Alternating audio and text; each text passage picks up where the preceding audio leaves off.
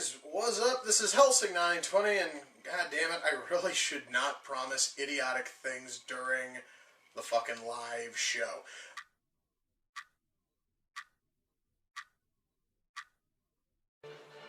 Hello? It's time.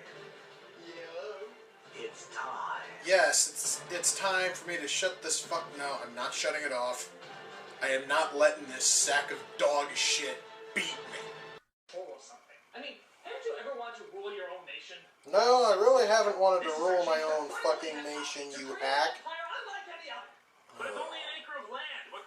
Yes. So this is hell.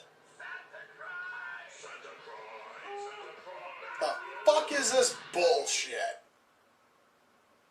Santa Christ. Oh, god damn it. You believe in Santa Christ? Sure. Well, guess what? I fucking don't. Let him fucking die. Hey guys, what's up? This is Helsing920, and it's time for my second ever reaction and review. Hooray, we have another death to a character who doesn't matter and more pinkish blood. I have a question for anyone watching this who happens to live in, Germany. Do you guys actually have, like, pinkish blood instead of, like, the red blood that every other person on the planet has? Otherwise, it's kind of an oversight. Wow, guys, we are about a minute in, and we already have sex. This film is probably going to be nothing but this for the next hour and a half. Oh, and there's a kid watching them too on TV. What the hell's going on? Okay, if this film is actually to be, believed, apparently aging fucking like porn actors do nothing in their spare time but watch their old porno. I seriously am going to have to find a porn actor and check on that. Well, I honestly am going to give, I am going to give this movie a little bit of credit. Unlike my previous two episodes, this one actually has a plot. My god, I'm actually watching a movie that has a decent plot. This is almost frightening. Wow, guys, we are like 3 fucking minutes in and we already have cannibalism. Awesome. I actually am kind of liking where, this is going. Okay, so we're in a nightclub full of people in luchador masks and gimp suits. I really am not liking where this scene is possibly going. Okay, is that a chair made out of human organs? And they applaud it! Wait a minute. Is he using his bloody stumps as, like, jet engines? Okay, that's definitely different. I am definitely going to have to grant it that is definitely unique. So that pistol just fired a laser beam. This wasn't a science fiction film the last time I checked, but I would swear to God that that fucking pistol just shot like a laser bolt. Okay, so it wasn't a laser, it was a rocket gun. Are those things even fucking real? If so, that sounds rather awesome. Alright, finally something good. They shot Jay Leno. There's finally a positive here. Unfortunately, they only got him in the fucking leg, so he's still breathing. It's actually sort of funny. This whole shot is this guy like talking to his next victim. I am so disinterested that I'm trying to figure out exactly what the hell it says on the poster in the background. That is really a bad sign, guys. Boy, guys, we get to watch somebody doing accounting. And an extreme close-up of some dude eating a donut. Yeah. This film really does have everything. Wait a minute. Is it over? Is it finally over? I'm seeing nothing but static now, and there's still about... Oh my god, credits. Thank you, Jesus, credits.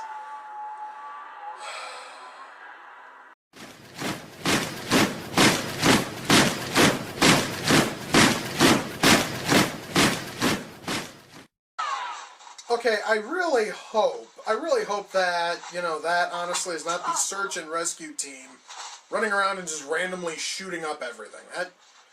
Yeah, that is not the way that a search team should work.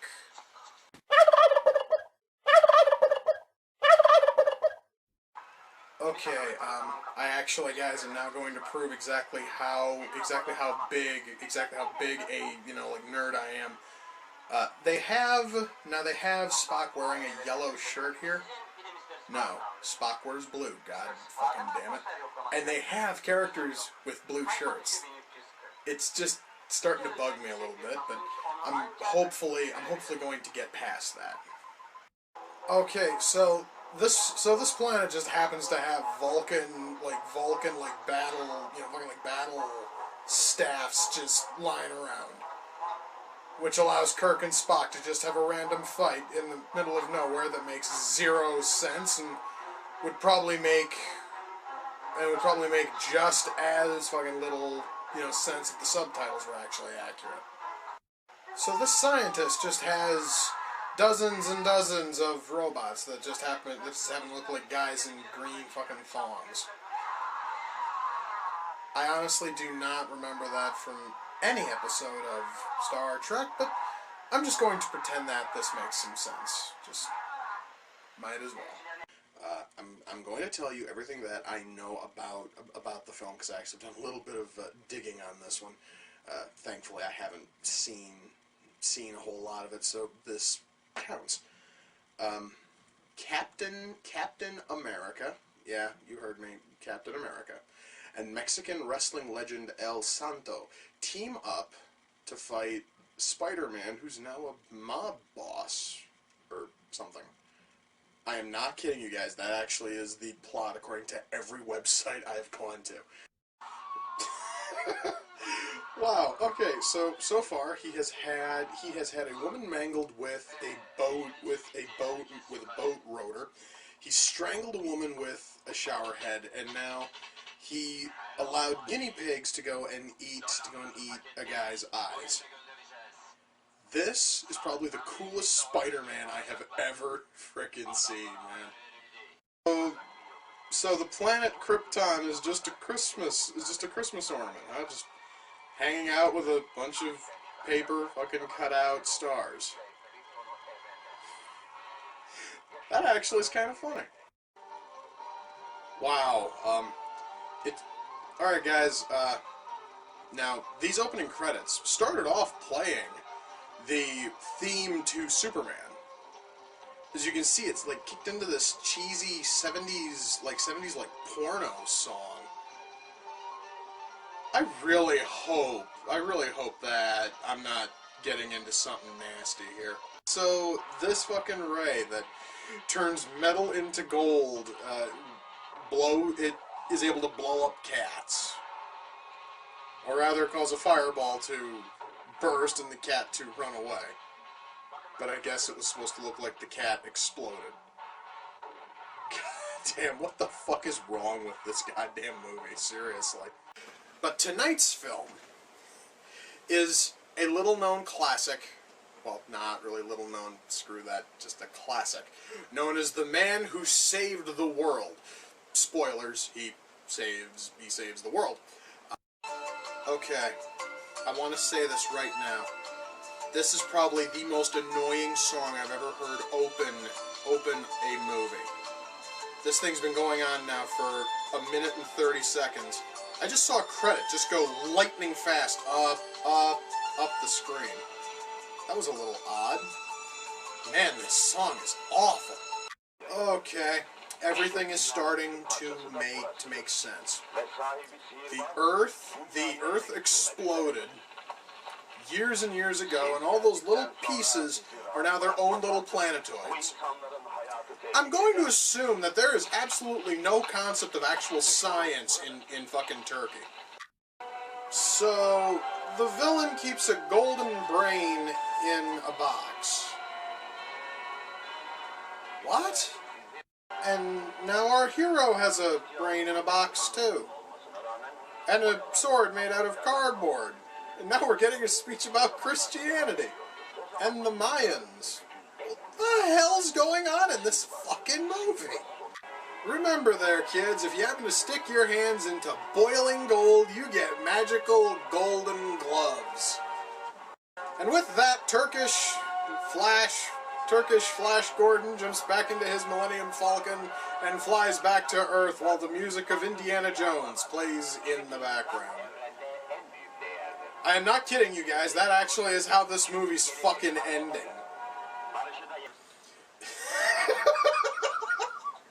That was probably the stupidest movie I have ever seen. Honest to God. Folks, I just saw a sex scene involving a walrus and a house cat. I'm not even kidding. That is what I just fucking saw. It's a little bit off-putting. Okay.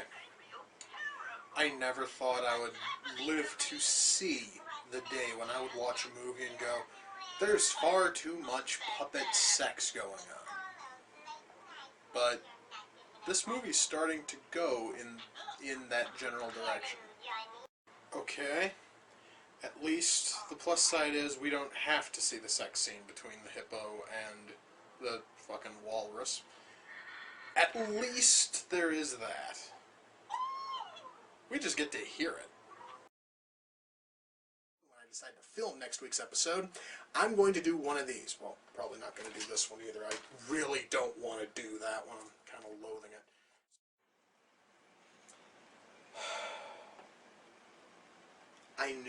I just knew this day was going to come. I just did. Just wish it wasn't today.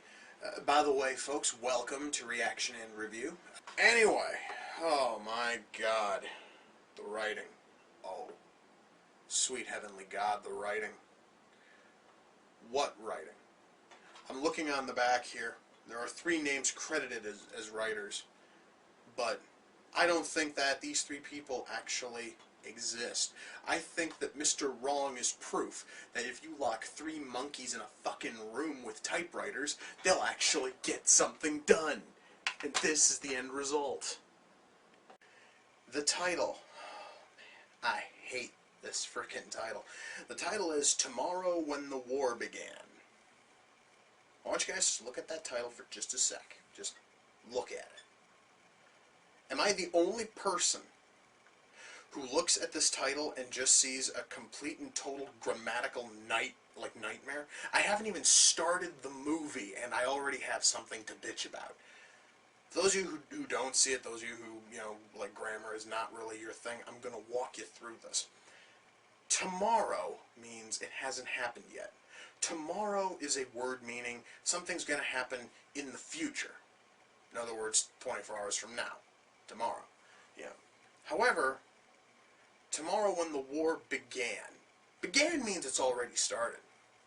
So, let me walk you through the labyrinthian bullshit maze that this title is trying to make up here for us. The war hasn't... Okay, the war has started, but it's not going to start until tomorrow. My head hurts. It really fucking does. They were looking for something that was indestructible and that could not be stopped, and they found a garbage truck. When the hell were garbage trucks indestructible? And if they are, why the hell are we using tanks instead of garbage trucks in our everyday military use?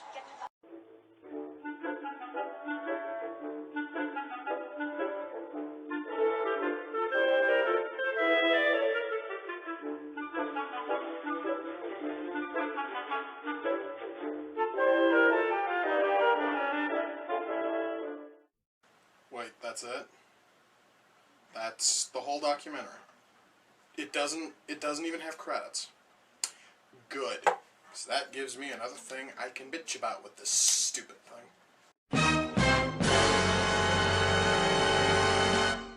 So wait a minute. So we have the fucking ICP driving around in a pimped out ice cream truck. Okay, that is That actually is a few different shades of awesome. You know, guys, I just want to say that this film... Wait, was that just a fucking robot masturbating? My god, I think this film has a masturbating robot. I was actually going to say something else, but fuck it, I just saw a goddamn robot, you know, beating off. That... Damn. Okay, guys, they actually have a character that I actually am able to relate to because he is a lot like me. He's a big, fat movie nerd. I actually wonder if somebody who made this film was like following me or something. Doesn't matter. God damn, that was a nasty death. Wow. Guys, I cannot begin to describe what the fuck I just saw. That was awesome. Folks, I am almost speechless. I mean, I absolutely adored this movie. I think it is really tough, guys, to choose between this one or Meet the Feebles as to which one is probably the best film I've watched in this series. Guys, if you have never listened to any of my previous recommendations, I beg you to listen to this one. You have to find a copy of Dead Snow somewhere. I do not care if you buy it, I don't care if you download it, I don't care if you watch it off of Netflix. You are going to absolutely adore this movie, and I promise that. This has to be the worst motherfucking song I have ever heard, guys. Oh my god. I really do not know what the fuck to think, guys. Holy shit. So wait a second. We have a mafia boss who's putting a contract out on Superman, but instead of actually putting a price tag on it, he's gonna send the thug who kills him to Florida. I'm speechless, guys. Why the hell would a college put in a death ray? Oh. It's fucking funny, but it makes you wonder, why the hell would any college install a death ray? And this is probably going to be a major plot point. I can feel it. So, the evil scheme that these villains cooked up was to dedicate a laundromat to Superman and then blow up City Hall while he's at the dedication so the whole town would turn against him. That is stupid as hell. I just want to say that. Why the hell is Superman wearing a wristwatch? I just sort of feel like asking. It looks really weird to see Superman without his boots on either. But wearing a wristwatch, it just doesn't look right. But, god damn. Tonight's film is Forest Warrior. A film where Chuck Norris tries to stop an evil millionaire from taking over a mountain or something. So, let me see if I've got this straight. Chuck Norris is shot and killed. He is brought back to life by a wolf, a bear, and a hawk. He's basically only a puma shy of being a zombie version of Brave Star. God, this is just... Jesus, man. So wait a minute. They couldn't actually pay to do a frickin' effect where he morphs into the bear. He just jumps and then they cut and then there's a bear. Bravo. Bravo, film. You honestly know how to cut corners and make a really cheesy film just a little bit worse. I asked him for a few more details. He said, well, it's a film about William Shatner killing tarantulas. And I was sold, because for some reason I think it's going to be funny to watch as Captain Kirk crushes spiders. Just saying. Wait a minute. Wait a fucking minute here. You have a spider on your hand. Instead of just, like, brushing off the fucking thing, you're gonna shoot it off your hand.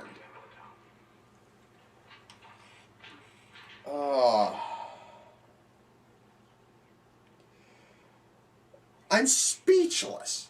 I really am speechless to how stupid that is. Wait a minute. This music is not from Doctor Who. This music is from Godzilla.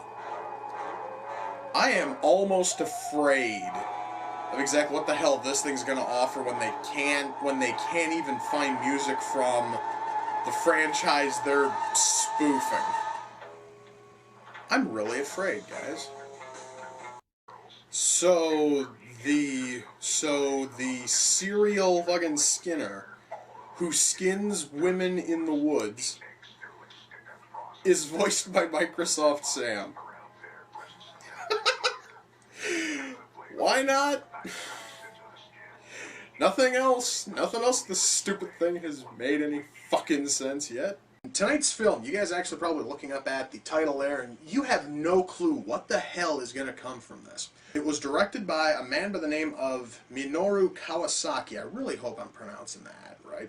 And this guy is known for making some really strange films. In fact, the film before this one that he did was called The Calamari Wrestler, which was about a squid entering the world of professional wrestling. This film is called Executive Koala, and it is about a koala entering the business world. So this psychological thriller dark comedy has an opening that looks like a kid's show. I mean like a kid's show is in like for like preschoolers. Somehow this actually is creepier than anything I could have ever fucking imagined, guys. And this song there is just something about this song that just seems a little off to me. Okay, I just want to say this right now. I find it a little bit strange that there is a boardroom full of businessmen, and none of them find it at all strange that there is a 6-foot-tall koala in a business suit shooting them a business proposal. I'm going to tell you right now, I certainly would be freaked out if I actually saw something like that, man. Wow. So now we have a 6-foot-tall rabbit in a business suit, and that rabbit mask rivals the one in Donnie Darko for creepiness. Just thought I'd mention that. Wait a moment. So we have a 6-foot-tall koala who is shocked that there's a guy from Korea who has a pet flying squirrel. You're a goddamn koala in a business suit. You're in no position to judge. Wow, we get a musical number in, this. This movie's fucking fantastic, man. It literally just gives you everything. It's funny, it's witty, it's cool, it's creepy, and it does something I never thought a film would be able to do. It basically is able to creep you out and have you smiling at the same time, because it is actually able to perfectly blend psychological shit and comedy in the exact same scene, and it works. This movie was able to do things I didn't think films could ever do. So yeah, guys, if you actually can find a copy of this film anywhere, I highly recommend checking it out. Okay, that is probably one of the greatest scenes in film history involving a fucking mime.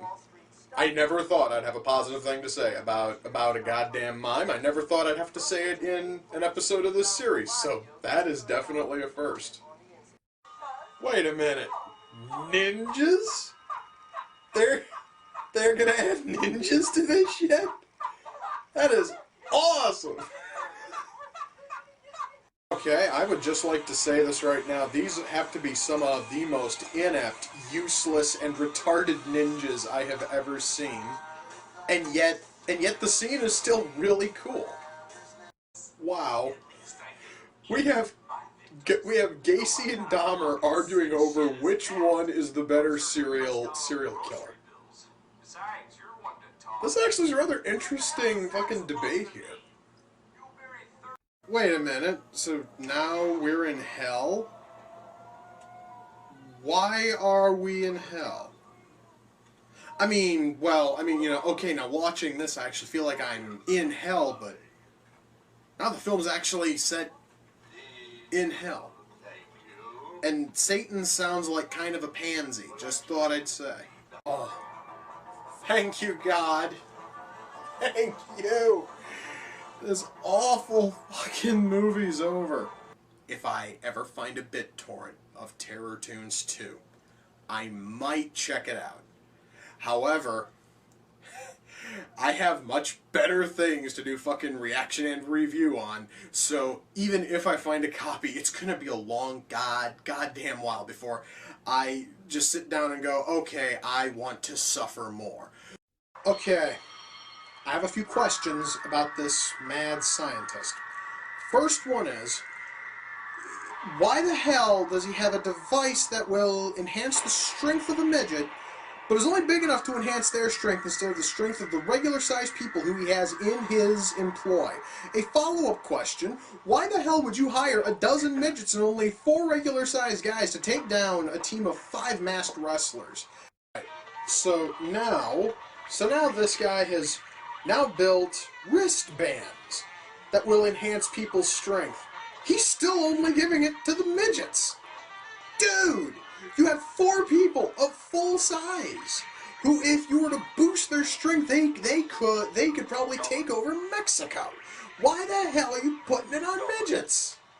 If there's one thing which you guys have noticed when it comes to the films that I am able to openly request from this series, or not fucking recommend for this series, I almost always recommend the really fucked up things. What the fuck? The fuck is this thing? If this thing is the baby which they were talking about, good God. It looks, my God, it looks basically, it looks almost like a cross between E.T. and a cow. And just listen to that noise it makes. Oh boy, a close-up. God, this thing here is the shit that nightmares are made of, man.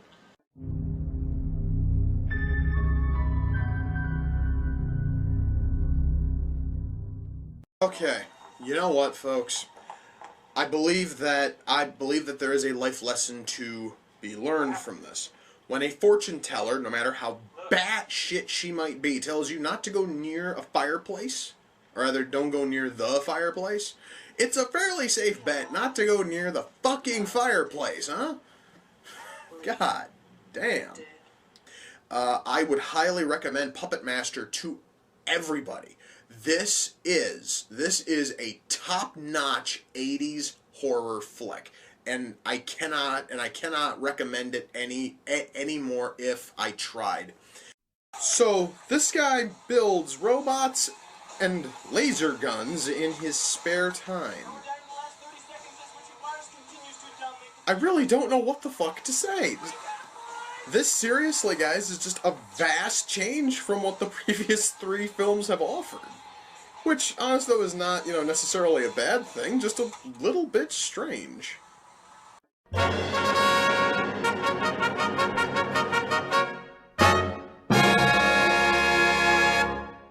Alright, guys.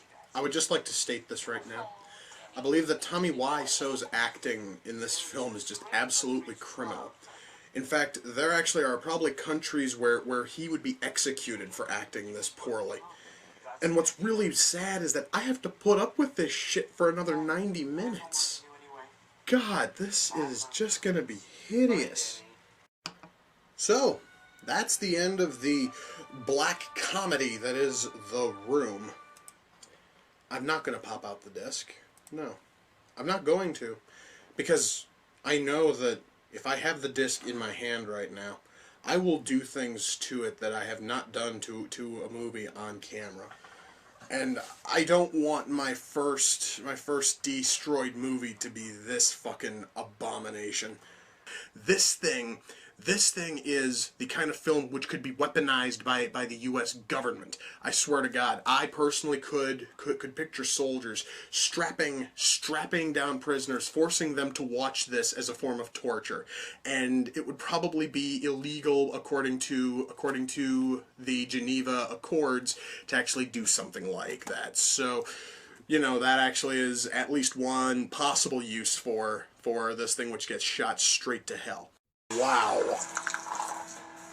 That was probably one of the creepier things I've seen, and this film has just started. I have a feeling I'm going to love this. Okay, guys. As of right now, I have a theory. I have a theory that there is LSD in Japanese blood. Because this guy just ate a chocolate which had a little bit of blood in it, and now it looks like he's tripping balls. Again, it's just a theory. So while he attempted to reanimate a dead body, he just basically made like a modern art masterpiece out of it. And yet, I still would not mind having that gory-ass thing just sitting around somewhere here. It actually looks pretty cool. A severed arm helicopter. And I thought that using bloody fucking stumps for frickin', you know, jets was, you know, creative. Okay, allow me to be the first to say that I don't think that they had a gigantic wall-sized threshing machine in ancient Rome. However, if they did, well, that's really fucking cool looking. But it also seems ridiculously impractical. I mean, couldn't you just, like, grab an axe and just chop off their heads? It would seem a lot more efficient. However, not nearly as cool. A fisting scene? Well, I guess on top of everything else, I really shouldn't be surprised, but god damn it. Fisting? Did they even do fisting back in ancient Rome? No, don't answer that. I really don't want to know. I actually kind of wish that I hadn't seen what I just saw anyway. Just, oh, fuck. But we have a whole bunch of cops here, and all of them are opening fire on two suspects who just walked out of a jewelry store. There's like dozens of cops here. They can't hit these two guys who are probably about 20 feet away. What fucking academy trained these cops? Because none of them can shoot for shit. So when you die, and you're brought back from the dead, your veins blink and glow like Christmas lights. That's kinda fucked up, man. Wow, guys, Roger all of a sudden looks a hell of a lot worse, and really only about like a minute has passed. He went from looking okay to looking, well, a little bit deader than he has been for a good chunk of this film. Wow. Somehow this film was able to make a guy fucking a cash register funny. Then again, I never thought I'd ever see a film where a guy fucks a cash register. That is definitely new. The fuck? So, taking lots of steroids makes your eyes shoot out of your head and begin to ooze white shit. Fun. Okay. I would love to have a job as a genetic repo man. I mean, first of all, we have a really awesome we have like an awesome like costume, and you get to cut people up for a fucking living. I would love that. Then again, I also am a twisted fucker, so, you know, I guess that kind of makes sense. Ow. Well, the plus side is that Paris Hilton's solo song, I think, has been cut short, and her face has fallen off. Oh, what a pity that... Oh, what a pity that her face doesn't fall off in real life. That'd actually be worth seeing. Okay, so amongst all this crap that Michael has, like, strewn about, or correction, actually, like, all of his crap that is sort of, like, strewn about in this shot, there was a little, like, statue about, like, yay big, and it was Mickey Mouse as the zombie version of Michael Jackson from Thriller. That was frickin' cool looking, man. Right? I never thought I would live to see the day when I got to see Michael Jackson hump the sidewalk. I'm not kidding you guys, he actually humps the sidewalk in this segment. That's kinda creepy. You know, now this actually is sort of cool. Michael dancing with a claymation rabbit version of him. It really is a cool sight, man. Is Joe Pesci wearing high heels? My god, he is! Why the fuck is Joe Pesci wearing high heels? That's... what the fuck, man? Michael has the power to transform into a car. A really ugly looking car, but still a car. And it's fucking fast as hell, too. Alright, well that's kinda sort of a plus. So Michael's a robot now. Okay. Nothing else in this story makes a lick of sense, so I'm just going to pretend that this does. Now, for those of you who don't know what in the hell rubber is, allow me to first say that a lot of people were commenting on my review of Deathbed, saying that I was setting my sights a little bit too high. I was setting my expectations too high for a film about a bed that eats people. Well, my hopes are even higher on a film about a tire that kills people with psychic powers. That very premise alone should win a fucking trophy for coolest premise of any film ever. Holy shit.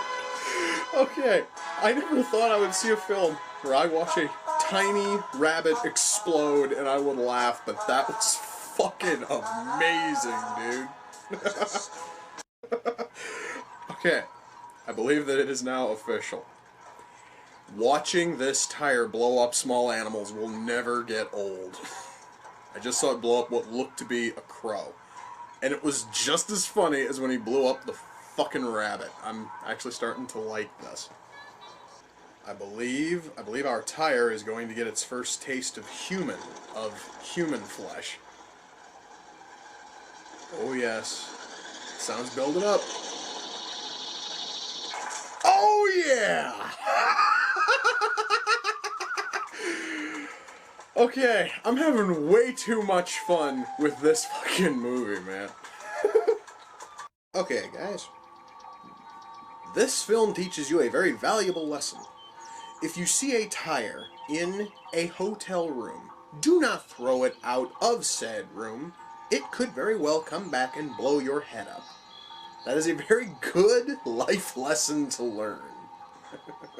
Wow, apparently the tire's been rather busy.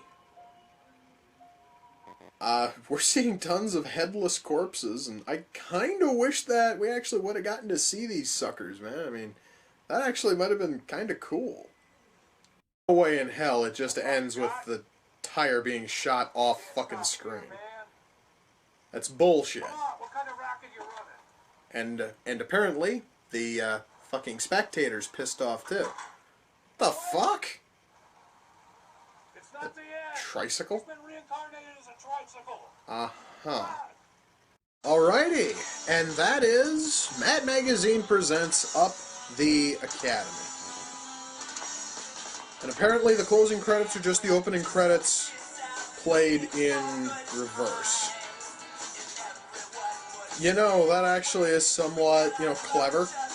And that is almost stunningly clever since, well, the bullshit I just watched, you wouldn't expect something like this. Now, I should mention that about 20 years ago, I was watching television, and there was a station that was running this, and I watched about, I think it was about 5 minutes of it.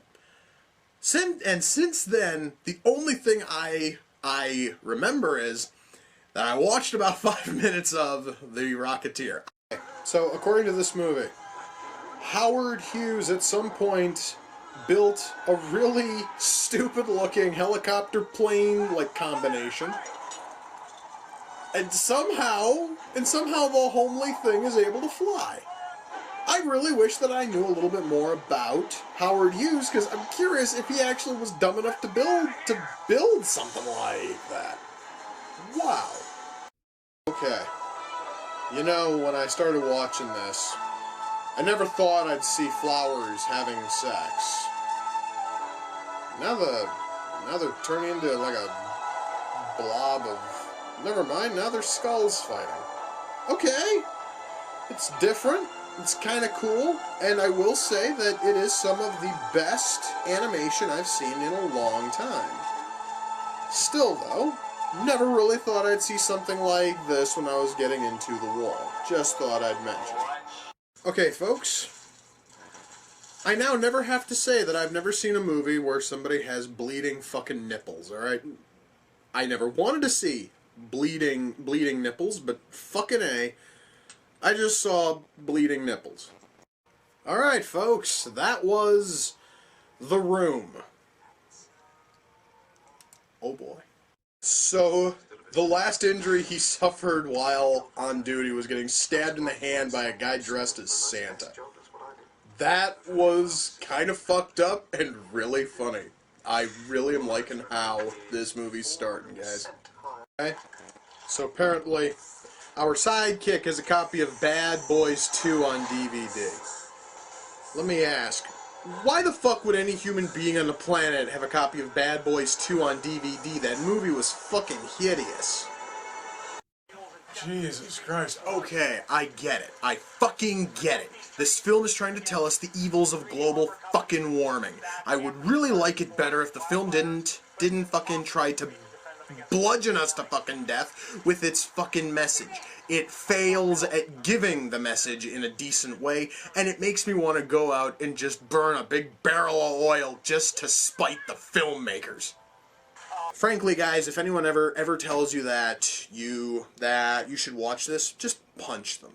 Punch them right in the fucking face, because there is no reason to watch this.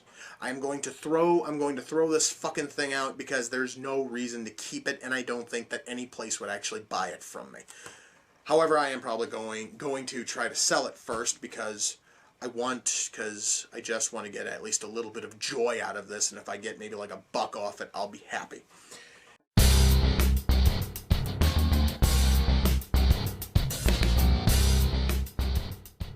You know, guys, this is a really boring chase scene. I have had more intensity picking out my socks in the morning. That's really saying a lot, guys. Good God, this is just dull. Okay, we just saw Halle Berry take a little like ball of catnip and just start rubbing it on her face. I don't know if that was supposed to be funny. I don't know if that was supposed to be sexy. All I know is it looked kind of stupid.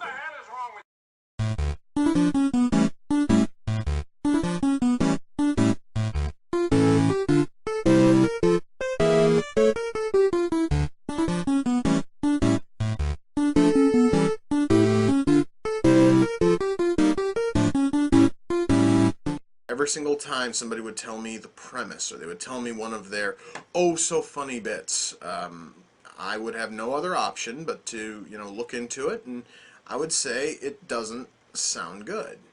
I would basically look at, I would look at the premise, I'd say this sounds like shit. It basically sounds like Mega Man if Mega Man wanted to fuck Wily really bad, and Wily said, no, you have to beat the Robot Masters first. He's dead? Really? Thank you, God. He's dead. So does that mean that the movie's over? Does that mean I can stop watching now? Of course not. Still about 20 minutes left. Fuck.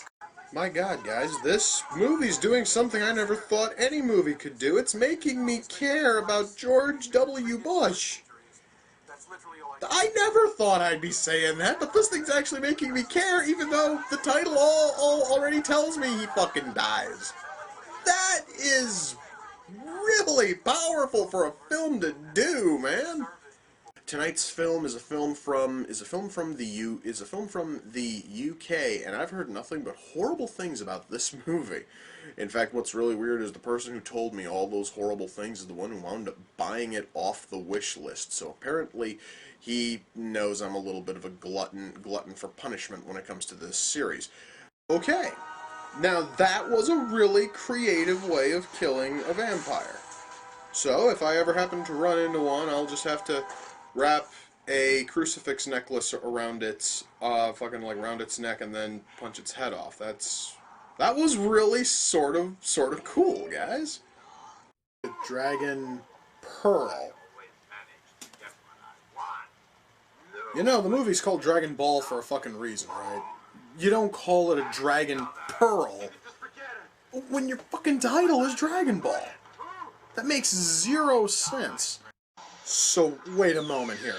So, Master Roshi, my bad, Turtle Man, has to call on the magic cloud by doing this really idiotic and retarded looking dance. Words do not even begin to describe how stupid that was. Let's start with the CG, since I just have the movie paused, and this CG Monkey Boy. By the way, yeah, his name is not Goku, it's Monkey Boy.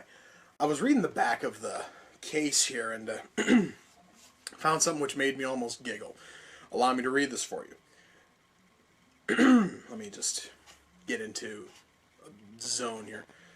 Videodrome is a pulsating science fiction nightmare about a world where video can control and alter human life. When I read that, for some reason, I just have to chuckle because that actually sounds a little bit like YouTube. When you look at the people who look at irritating, you know, jackasses like me and others, and you take all of our reviews as gospel instead of just trying to gauge your own personal opinion. We will all have special names. Wait, so he's basically talking about, like, screen names. My god, this really is a movie about YouTube. Holy shit, dude. This movie is from Japan.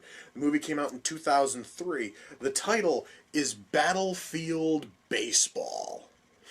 That title alone sounds awesome. Now, allow me to read you the bit on the back here, which made me kind of grin a little. This film has not been rated. Contains scenes of baseball carnage, blue-faced zombies, and musical numbers. Viewer discretion is advised. Wow! Guys, I just saw a player explode after catching a pop fucking fly. That was absolutely amazing. What the fuck? Okay. Apparently baseball is played very differently over in Japan. I am gonna have to start watching baseball from there a little bit more often, I think. So let me see if I've got this straight. Fighting baseball is when one guy runs at another guy, and the second guy tries to hit the first with a baseball bat. Okay. That sounds way too awesome for words, and I want that to become an official fucking sport. That sounds absolutely fantastic. Oh my god, the back of the DVD wasn't lying when they were talking about musical numbers. You guys can hear this, right? Ow. That was almost painful to see. The head coach for this team just bit off the ear of one of his players. So, I guess the coach sort of takes his cues from Mike fucking Tyson, huh? God, that joke was awful. So now the star player of the Stedo team is now a cyborg. Okay. What the fuck is this thing now? Oh, it's the head teacher. He's a really fruity looking like cyborg. Alright. I believe I'm willing to buy this. Sure. So Four Eyes took this poison bat right in his ass. That's magical and fucked up now, isn't it? Holy shit. I think that, like, the best way to sum it up would be, and I'm probably going to reference a couple of films people have not heard of. Well, at least one, because, you know. This film is essentially what would happen if Shaolin Soccer Major League, and the class of Nukem High all had just this wild ass orgy, and the gelatinous pulsating thing in the middle of the fucking room the following morning was this. There's a little bit on the back here which really sort of made me laugh a little bit just a few minutes ago prior to filming. It says, based on the #1 hit death metal comedy manga series. Oh boy, I'm just going to stop right there. I don't even have to go further. #1 hit death metal comedy manga series. I don't know a lot about Japanese manga. I really don't know how many different types of genres are out there. I don't think that there's a whole lot of death metal comedy manga series out there. This one is probably #1 because it's the only one. So, yeah, #1 basically means it's both best and worst. So that doesn't really tell me a whole lot about this. Now, from what I've heard, the book is complete shit. I've never read it, and I never plan to read it, because the only way for me to read it would be to actually buy a copy. Because, well, I don't think I can find and download e-books, and even then, I don't want to download the fucking book and actually sit there and suffer. So, I'm going to suffer through the movie instead, because hell, this has to be shorter. Okay, guys, I totally understand that this actually is a real minor thing to fucking complain about, but you know what? This actually is sort of bugging me a little. What the hell is up with JJ always having to wear a fucking hat? First of all, I know that he's the youngest member of this group. He's supposedly like 16. Now, unless he's fucking bald, I don't see any reason why he should have an entire assortment of retarded fucking hats. There's no reason for it, and it's just starting to bug me now, okay? Instead of the moral of the story being that role-playing games are evil, it is that people who should by all rights be on antipsychotic medication should not be playing role-playing games. Because mind you, we have a party of 4 people. Alright, we have 4 players. Only one of them goes nuts.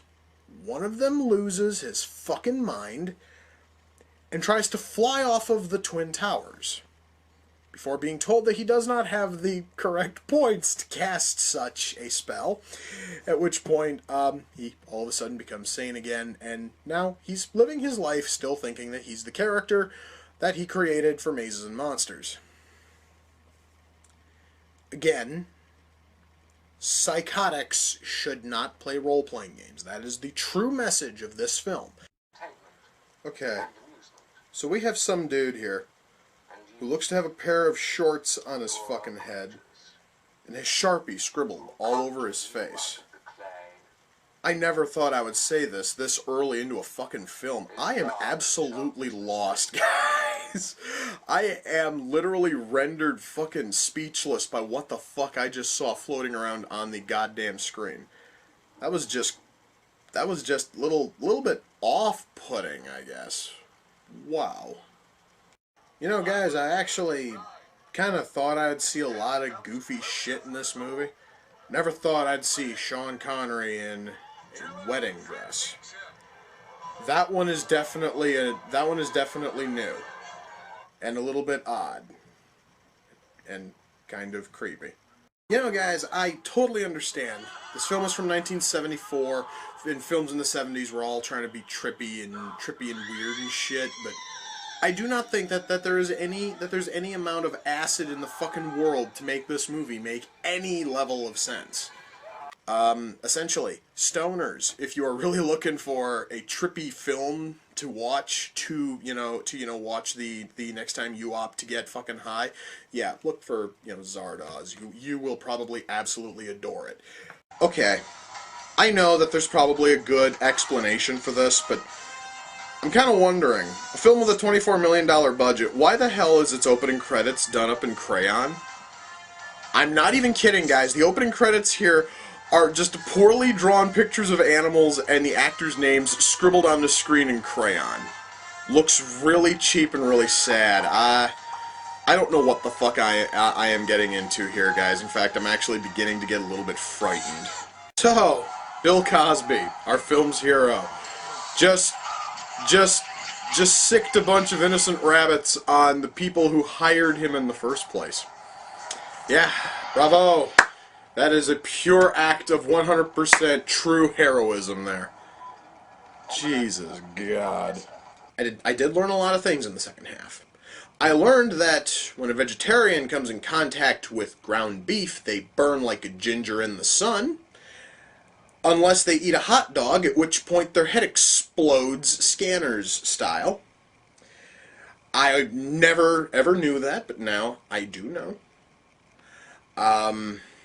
I learned, well, actually no, that actually is all I fucking learned. I learned that vegetarians burn when in contact with meat unless they actually ingest it, at which point they explode. Then again, the guy did bite into a hot dog, and no one knows what the fuck's in those things anyway. It might as well just be Soylent fucking Green for all any of us know. But hey, you bite into a hot dog and you are a vegetarian, your head's going to explode. Now that is something worth fucking learning.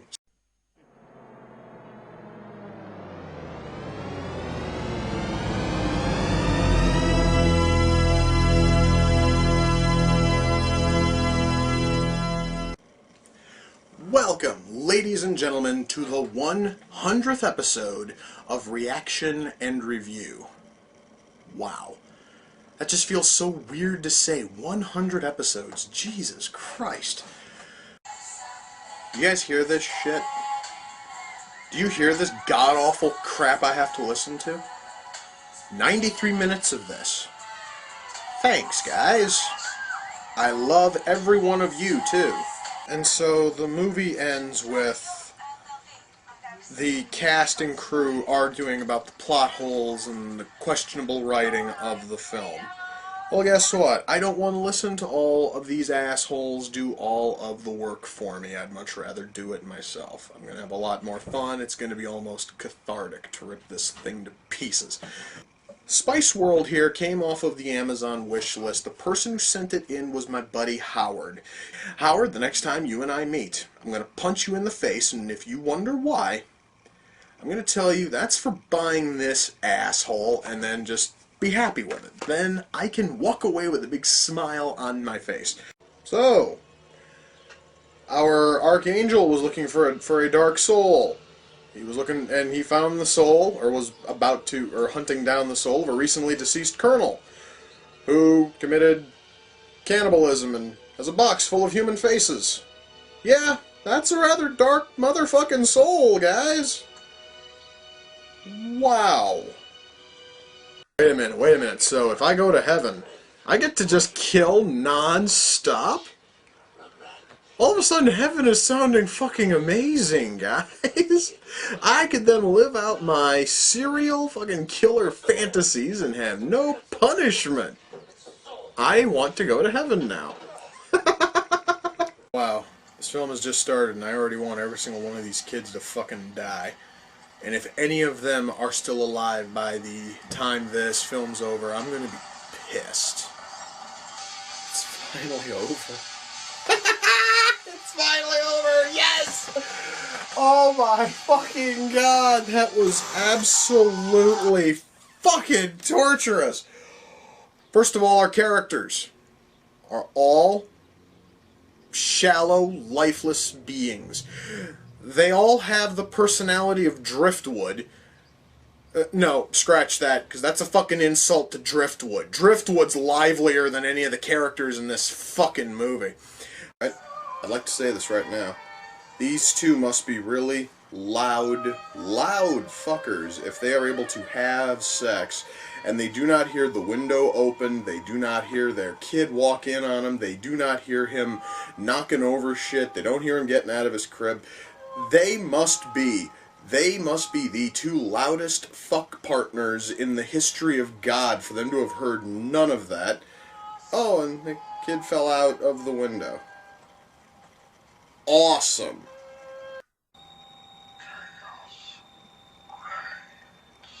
Okay. So we have looks to be a wolf or fox, was eating itself and then it started talking. Wow. That was definitely new.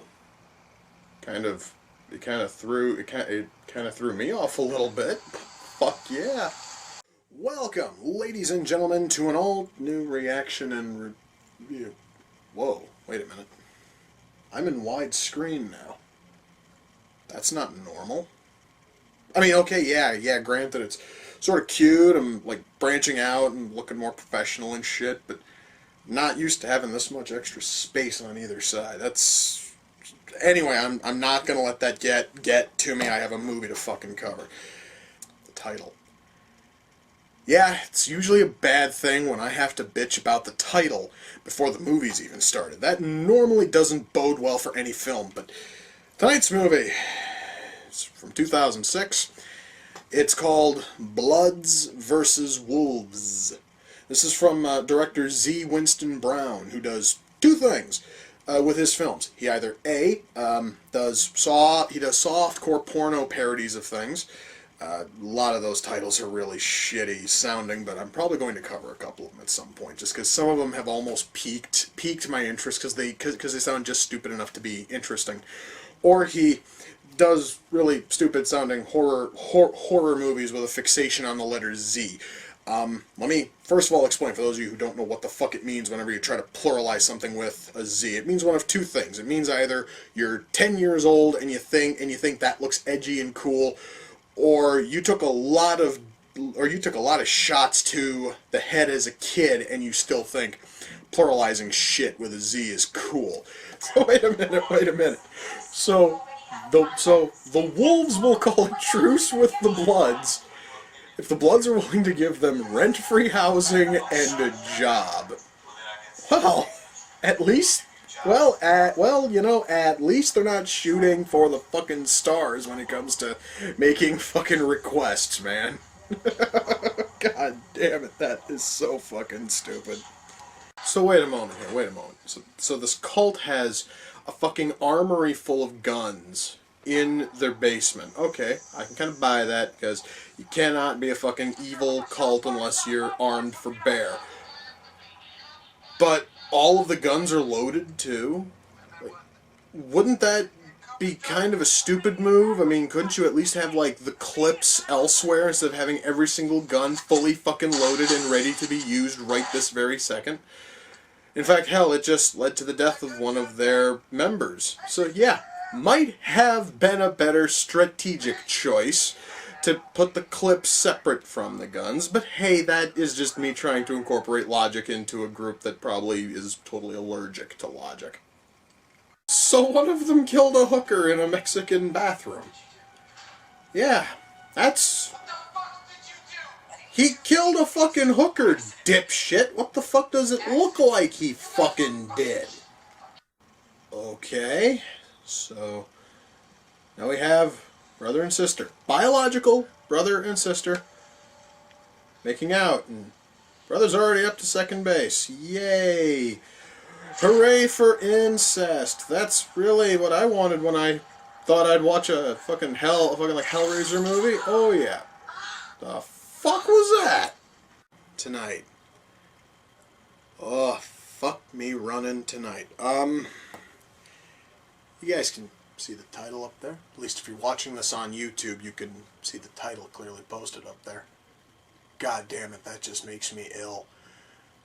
And when somebody first requested the stupid thing, I actually thought they were fucking joking. I really thought that was a joke title, but no. I have physical proof in my hands that in 2010 some slack-jawed chimp thought it was a good idea to make a parody film and call it The 41-Year-Old Virgin Who Knocked Up Sarah Marshall and Felt Super Bad About It. God damn it. McAnal Lovin'? Are you fucking serious? God damn it all up. Fucking hell, this is gonna be fucking brutal. Are you fucking serious? 2 references to the Verizon guy.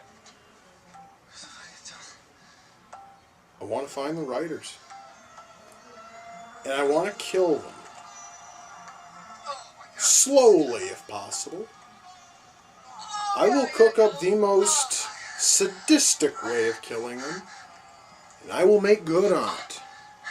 They need to pay for committing this sort of sin against cinema. Now, probably wondering if I can recommend this, and if you are wondering that, shut up. I'm sorry, no, fuck you. Now, there was one positive, though, on this DVD, before I go into the shout-out. The trailers at the start. There was a trailer for a movie. The movie actually looked kind of funny. The movie's called I Hope They Serve Beer in Hell.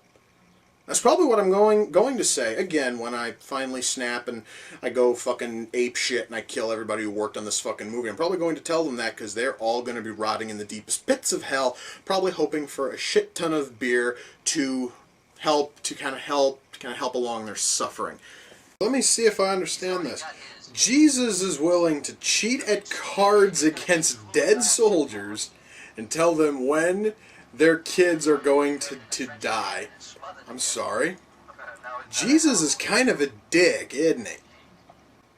You know, Jesus should probably know when someone doesn't have eyes or, you know, the ability to talk. So when he tells them that their best strategy is to open their eyes and yell, it really does come off as dickish. I'm really beginning to hate Jesus more and more in this goddamn movie. I really, really am. Alright, now, before I go, I stated at the start, I bought this thing at a yard sale. It was brand new and it was in the shrink wrap. Cost me 50 cents. I'm not kidding. Fucking thing wasn't even marked at a goddamn dollar. I didn't even have to haggle them down. The price tag that they slapped on the stupid thing was for 50 cents. So, was it worth 50 cents? Fuck no, it wasn't worth 50 cents. This thing brand new, I might have been willing to spend a dime. The good news is I spent 50 cents on it, and I know a place I can sell this. I'm almost guaranteed to get at least $1 for it. So, I come up 50 cents ahead. Life is good. I really love how this general is trying to blow off, killing 20 million people as if it were nothing, you know. Oh yeah, dude, you know, it's only just 20 million. Fuck them. God damn. That is really fucking dark, and I love it. Wait a second, wait a minute. This colonel, whose troops just shot the shit out of a military base, will not shoot at a coke machine on the same base because it's private property. What level of logic does that fucking make, dude? God damn it, this song is so awesome. And somehow it works over footage of mushroom clouds. Anyway, I'm gonna shut that off.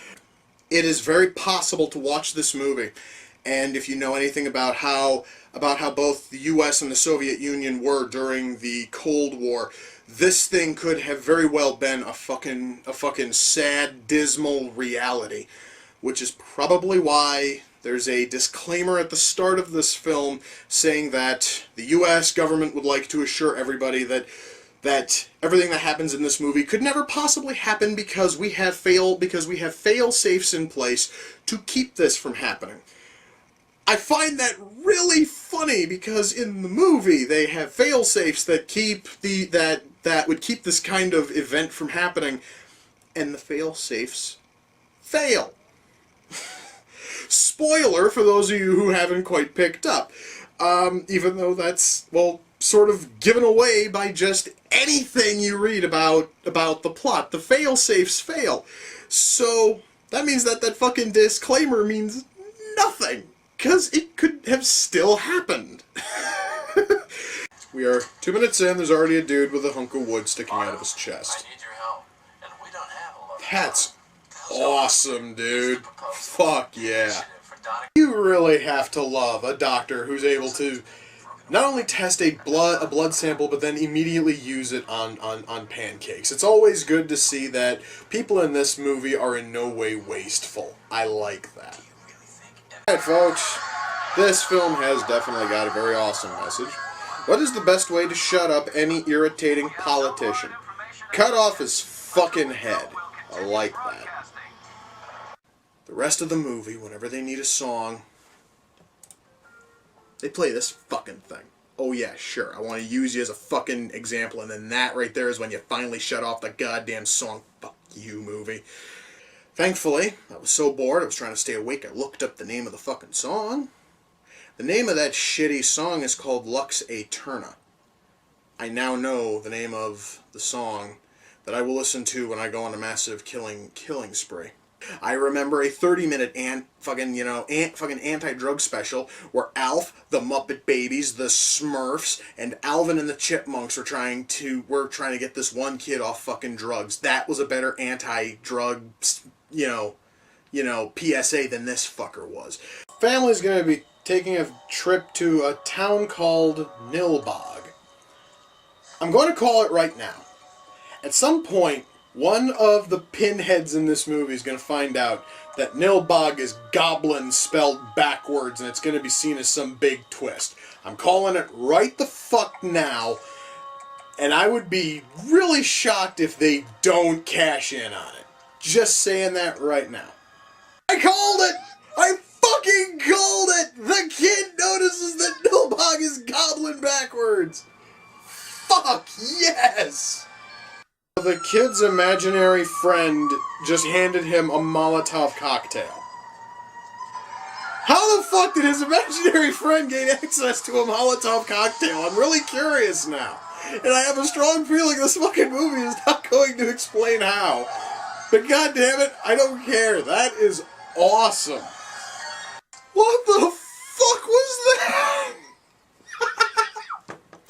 Alright. Never thought I'd see any time in any film two people just lying in fucking bed, eating a cob of corn in what is supposed to be a sexy fashion, and then they're sprayed with popcorn. I couldn't make that kind of shit up if I fucking tried. And I just saw it. It was probably the greatest thing I've ever fucking seen.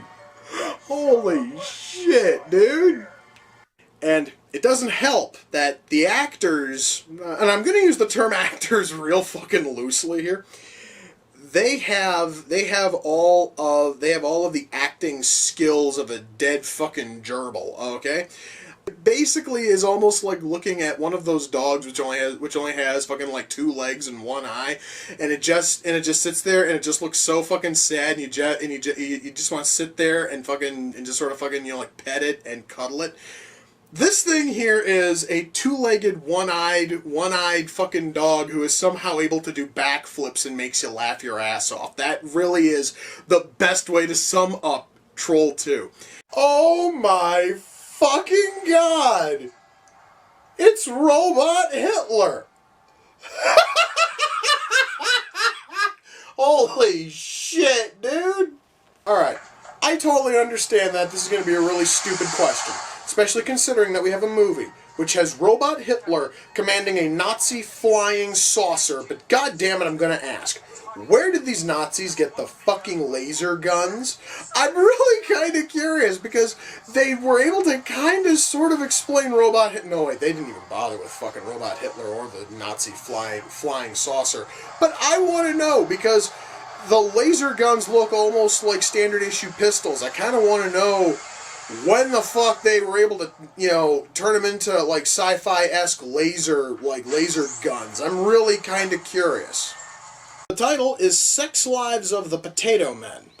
Now, I just want to share this. When I first heard that title, I was picturing some kind of a fucking, like, stop-motion outing. Like, perhaps like a stop-motion porno involving a bunch of animated potatoes. Maybe, perhaps that is just me because I am a warped and sick fucker, but it might also be because that's probably the first thing that pops into most people's heads when they hear a movie called Sex Lives of the Potato Men. Alright, folks. I have to share this. One of our characters here has a horrible fetish involving sandwiches. Because he's trying to replicate the oh my god, he was fucking the sandwich? Oh. Well, that certainly turned my stomach a little bit. So, in the future, Fuddruckers is just going to just say screw it, they're just going to rename themselves as Buttfuckers. Okay, that actually is sort of clever, kind of cool, and will at least to be a bit more honest than fucking Fud, Ruckers, so at least that's sort of a positive. Oh my god. With so many things changed in the year 2505, Fox News still fucking exists. Oh my god, that is just fucking depressing, dude. Oh my god! This is the greatest retelling of history I have ever seen. I didn't know that Charlie Chaplin was the leader of the Nazi Party. That's fucking awesome! Did this movie just imply that Jerry Springer is Satan? I kind of like that. At least it looked kind of like Springer. So, that was actually kind of funny. Alright, I kind of feel like mentioning this, guys, right now. I have this weird feel... Did he just blow fire out of his nose? That was awesome! Back to my point. This movie would totally suck if Nicolas Cage wasn't hamming it up so fucking much. It really makes this movie fucking lovable, dude. Nicolas Cage's performance in this film is so fucking hammy, I do not think that Jewish people are technically allowed to watch this. Wow, that joke sucked, but I don't care, I'm gonna stand by it. Alright? Okay, do we really need the fat guy in the fucking gimp suit? This is probably one of the most off-putting things I've ever seen. Okay. And she just broke a paddle over the back of his head. Well, good news is we're probably not gonna have to see him again, so thank God for small fucking favors, I guess. Wow, I never thought I'd see the mighty Thor down by a fucking taser. That's awesome, dude. So wait. Odin thought he could bring peace to the war between his people and the frost giants by kidnapping the child of a frost giant and raising it as his own son? There are so many shades of fucked up in that. Not only that, it lacks so much fucking logic. How the hell would kidnapping lead to peace? I'm really kind of curious now. The Weatherman? The villain in this thing is called the Weatherman. They have the Flash amongst the fucking roster for this for this show. And instead of taking his villain, instead of taking one of his villains, which was the Weather Wizard, they're gonna create a new shitty-looking villain and call him the Weatherman. What kind of lazy retards wrote this fucking thing?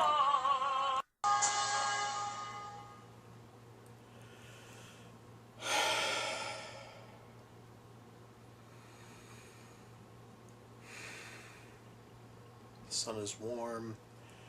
The grass is green. Fuck this movie. Okay, I think I'm mellowed out a little bit now. Jesus Christ, that hurt. Okay, that was Justice League of America. Okay, apparently the deep breathing and the meditational exercises aren't doing shit. Okay, I believe that it's a pretty safe, bet to never fuck with somebody whose nickname is Looney Bin Jim. Just saying. Yeah, totally. You don't want to fuck with someone whose nickname is fucking Looney Bin Jim. Learn something new every fucking day, guys.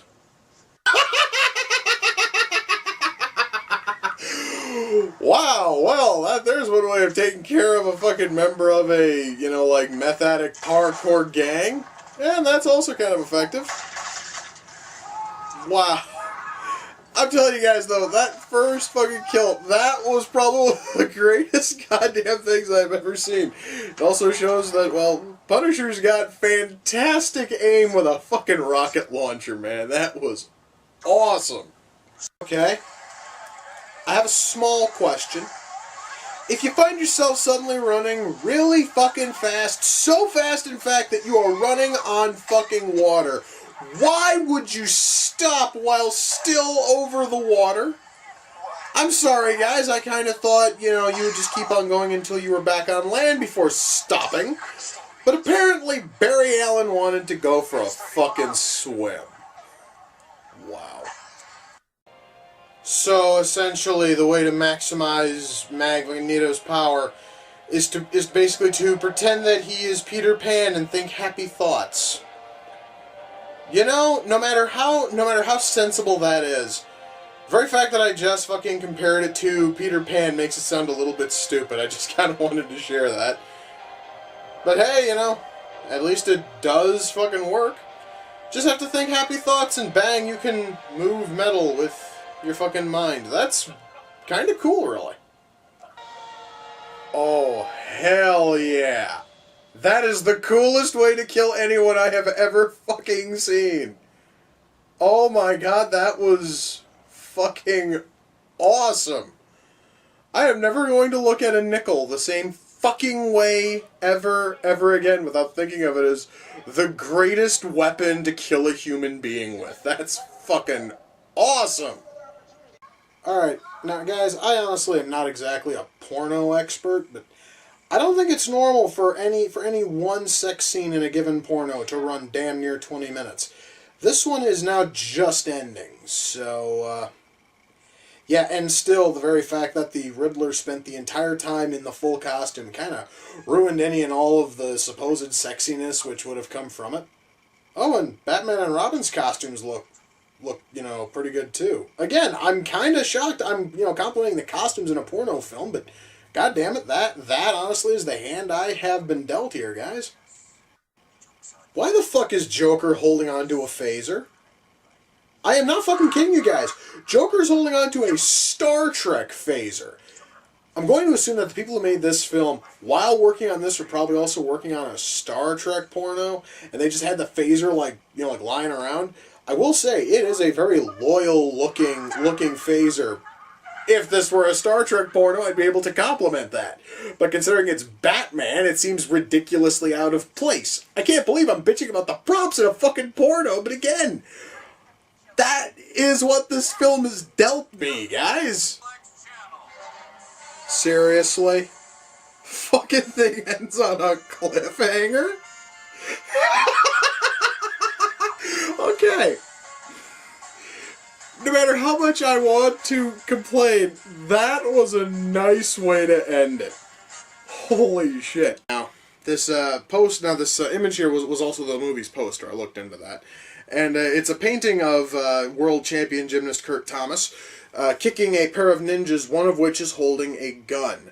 I'd like to say right now that I know a little bit about ninjas. I know that the whole thing about ninjas is that they are supposed to be quiet and stealthy.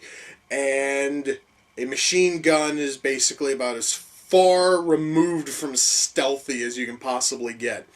I'm also going to say right now, this thing is promising me gun-toting ninjas. God damn it, I want to see gun-toting ninjas. And if I don't get that, I am going to be a very unhappy man. Okay, folks. So we have here a bunch of ninjas, all of them armed with sticks and swords and knives. And I should note, none of them are armed with guns. I'm not very happy with that. So wait a minute. So Bison has spent his entire life in Bangkok. He grew up there. Then why does he have a Scottish accent? If he spent his childhood in fucking Thailand, why does he have a Scottish accent? I'm really fucking curious because it's starting to bug me a little, man. It came from Netflix. So the guy with the fucked up scars on his face informs, I guess that's Aang, that he has nowhere to run. Mere seconds after the kid produced a glider out of his stick. Of course he has somewhere then to fucking run, you pin-headed fuckhead. He has a glider. He can glide away. So let me see if I understand this.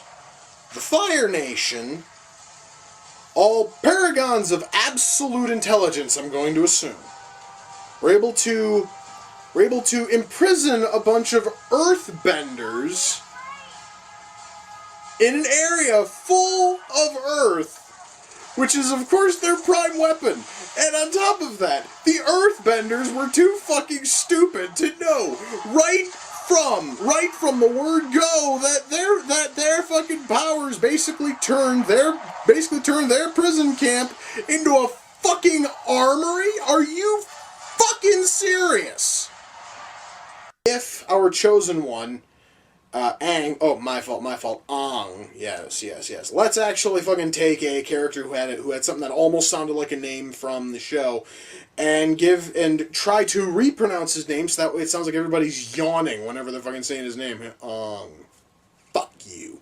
My god, I believe I finally get it. The stuff symbolizes consumer culture, which is why partaking in it turns you into a mindless zombie. Or maybe I'm thinking way too deep into this movie and it's just a pointless, stupid movie. I don't know. Alright, I totally understand the scene is probably, or rather these scenes are probably supposed to be all tense and shit. But really, guys, there is nothing going on here.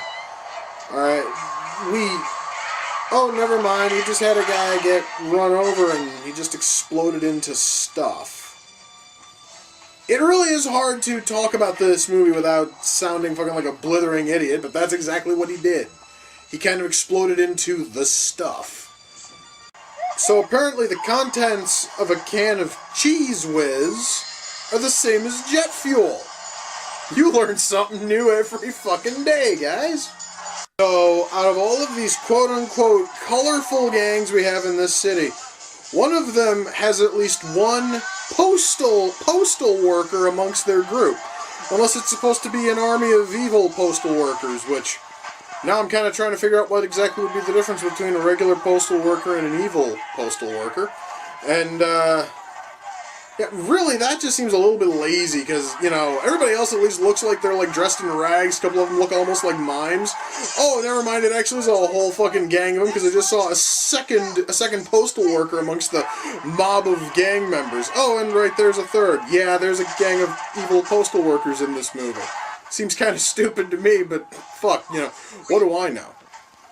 Okay, you know, I totally understand this film had a low budget, but is there a reason why this guy's fucking, you know, intestines look to just be socks that have been painted a really deep red? I'm sorry, but there honestly is cheap, poorly done effects, and then there's bullshit like this, man. To be continued. In space. No. No. Fuck off. Okay. That was Thanksgiving. And now, damn it, let me shut that off again. Now, I want to do some killing. Oh, God. Right now, my Thanksgiving has been thoroughly ruined. So now I need to go do something to fix that. I'm gonna go grab another fucking serving of turkey. So, while you guys enjoy your Thanksgiving, I'm gonna go try to salvage mine. So we have a main character who fantasizes about just randomly killing fucking douchebags and despises the sound of loud crying, irritating babies. I have a feeling I'm going to enjoy this character a lot, guys. Alright. I totally understand that he wants to kill his neighbors. Is there any chance that I could line up, you know, behind him? Because, god damn it, I really want to kill his fucking neighbors, too. These sorts of human scum make me fucking sick, man. Well, folks, after hearing our main character rant and rave for the better part of 2.5 minutes or so about all the problems in his life and all the problems with society in general, I am convinced that this man is me in about 20 years or so.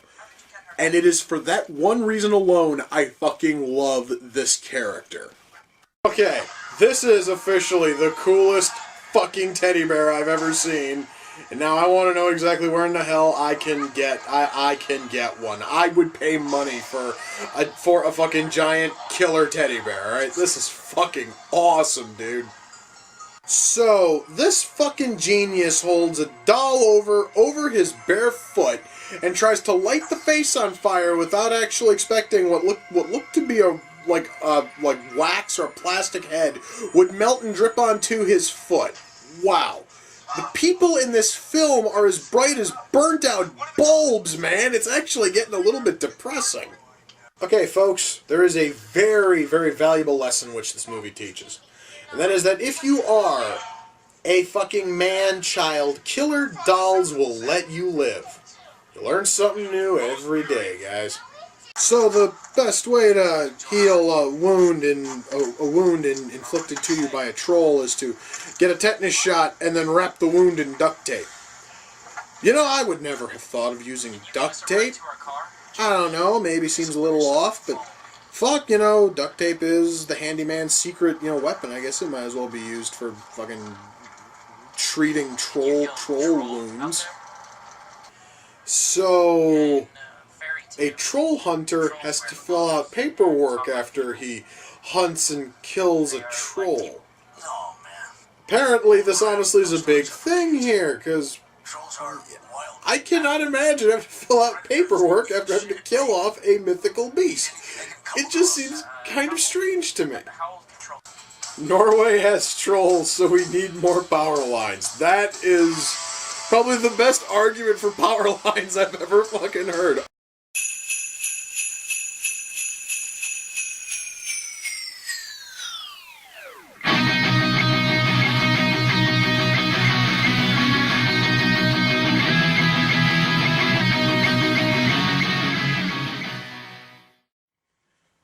Welcome, ladies and gentlemen, to the Reaction and Review Christmas special. My God, guys, this series has been going on for so long. This is my second Christmas special, and unlike the first one, where I bought a really cheap, really shitty, very ill-fitting Santa hat, this year I got off my lazy, cheap ass. I bought a nice quality Santa hat, and it actually fits me. Holy shit. Now, I know some of you are looking at this and you see that it's the Blu-ray. You probably think I was dumb enough to take the Blu-ray disc and put it in my Blu-ray player. I don't hate my Blu-ray player that much. Luckily, this is a combo pack, so the DVD is sitting in my laptop because, well, I don't give a shit about my laptop, apparently. It is official. I am in hell. I am hating this more and more with every passing second.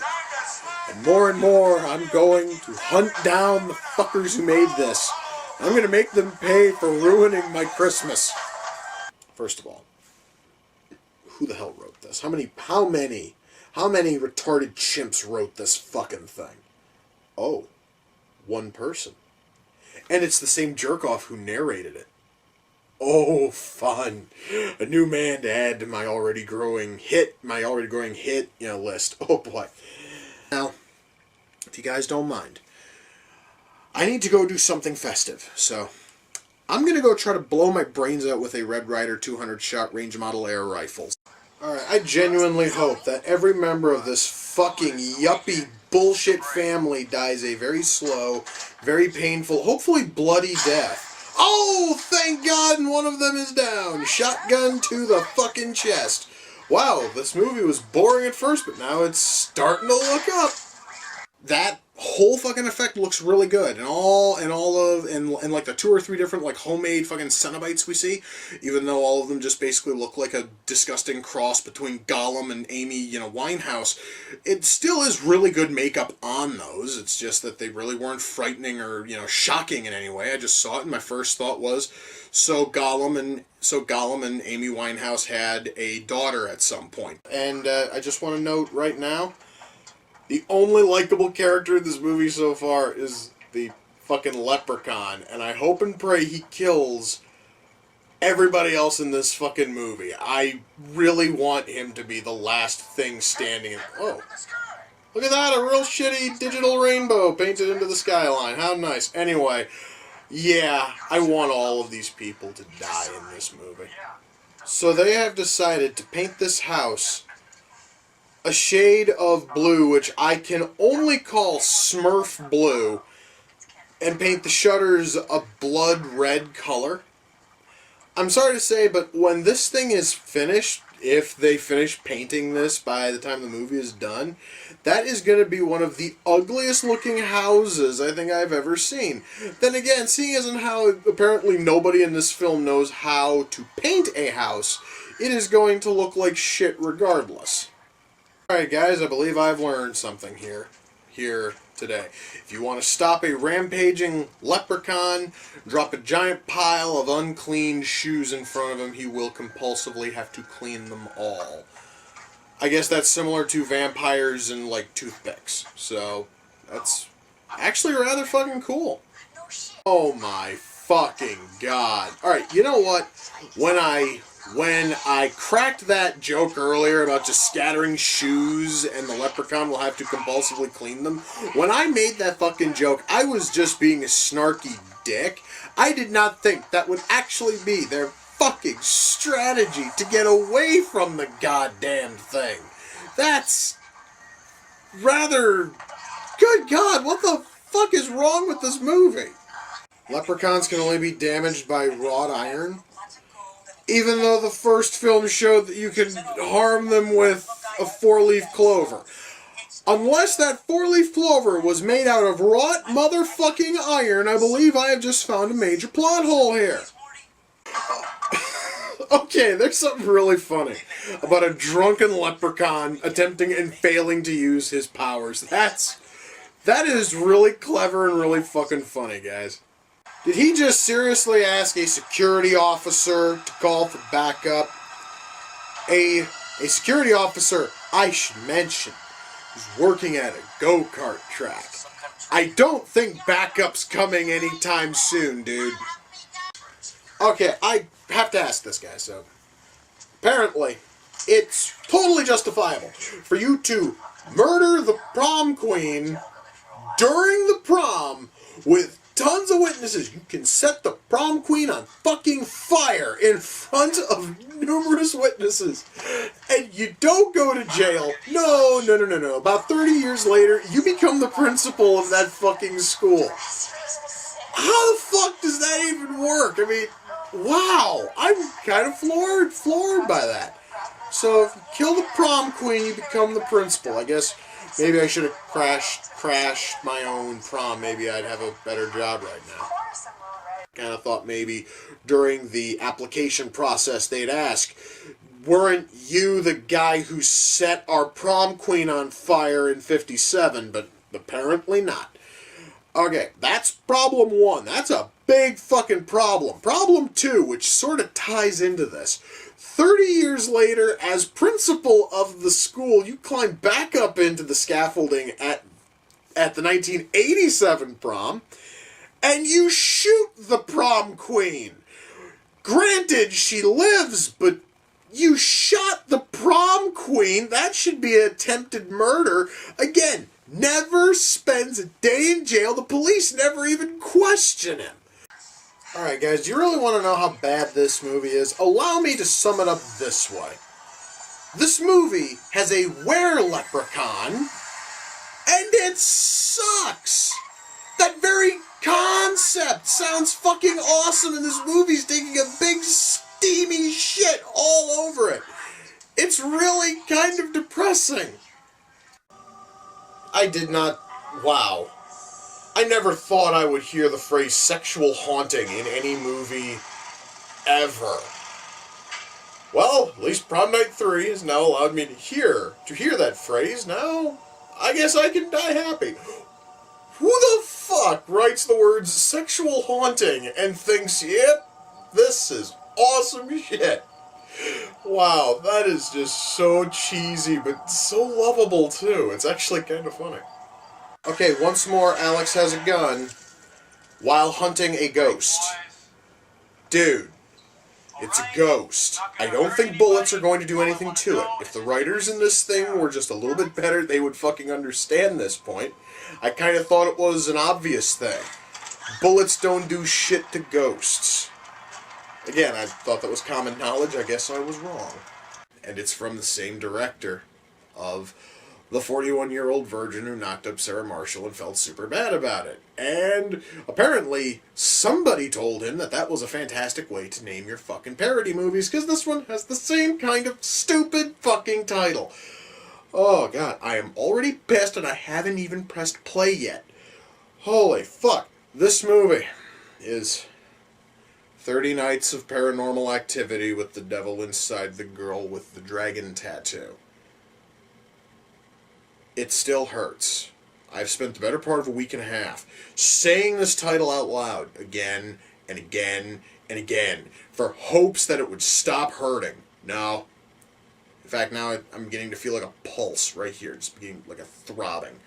Okay. And also the cover.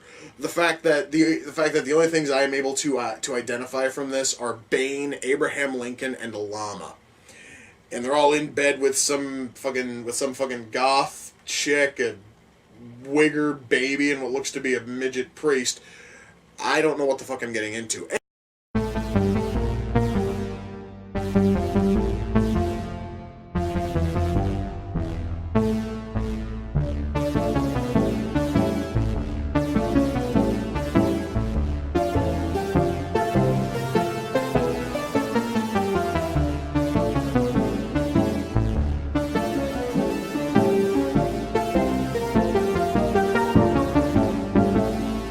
Now, if the trailer is anything to go by, the plot of this film is American President Franklin Delano Roosevelt gets polio, which he did have in real life. But according to this movie, he got polio because he was bit by a Nazi werewolf who apparently also had polio. And he's a little bit bitter about it and wants to take his rage out on all of the Nazi werewolves out there. Apparently there are quite a few. So the rockets mounted on his chair are controlled with Atari controllers? Oh, that is fucking awesome. I don't care if it's not historically accurate. It's fucking awesome. One other actor I can totally say just stands out is Kevin Sorbo was cast as Abraham Lincoln, and Abe Lincoln shows up as a pot fantasy that came when Frank was basically taking a hit out of George Washington's pot stash. I wish I was kidding. So apparently a garbage bag and some burning rocks and a really obviously cheap toy rocket are supposed to look like some kind of an alien planet. I'm totally willing to buy it just because it looks so fucking lovably stupid. I'm really enjoying this, guys. I'm actually kind of surprised.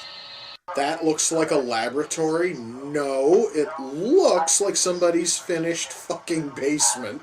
But frankly, I honestly am not. I am not even going to question it. I am just going to roll, with this, because I'm kind of curious where this shit's going. I kind of have to tell you guys the story about how I got my hands on this DVD. You see, in the summer, I like to go to yard sales just to, pick up like DVDs, comic books, and other nerdy fare really cheap. And I was at a sale, saw this movie, had a price tag of 1 cent, and that price tag was holding a note. I have since saved the note, and unfortunately the stickiness on the price tag is gone. Otherwise I would have shown you the cover with this thing still fucking attached. The note says, "Worst movie ever made, price negotiable." Literally, guys, this right here was the note that was on the DVD at that fucking yard sale. I saw this and I saw a challenge. Oh, by the way, they also gave it to me for free because, after all, it was price fucking negotiable. I just sort of walked up, they just said, take it. Anyway.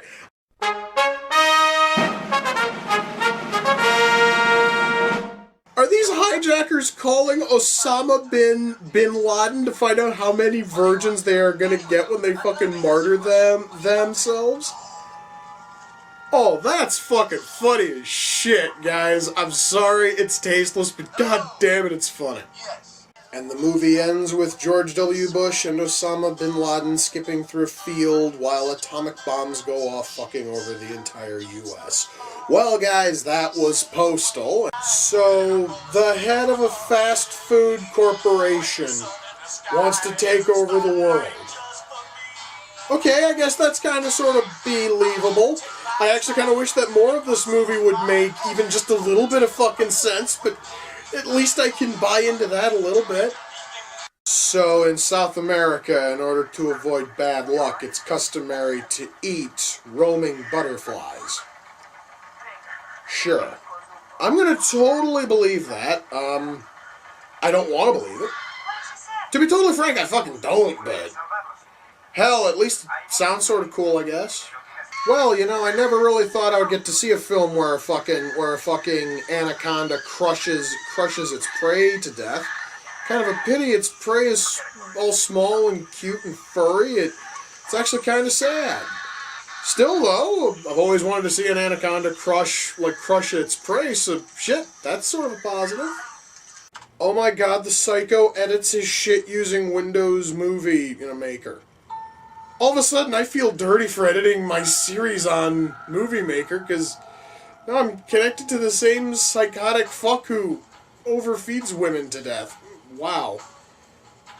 A movie's never made me feel that personally dirty, ever. Jesus God, that's messed up. Did he just tell a nearly 700-pound woman who can no longer move under her own fucking accord to not move?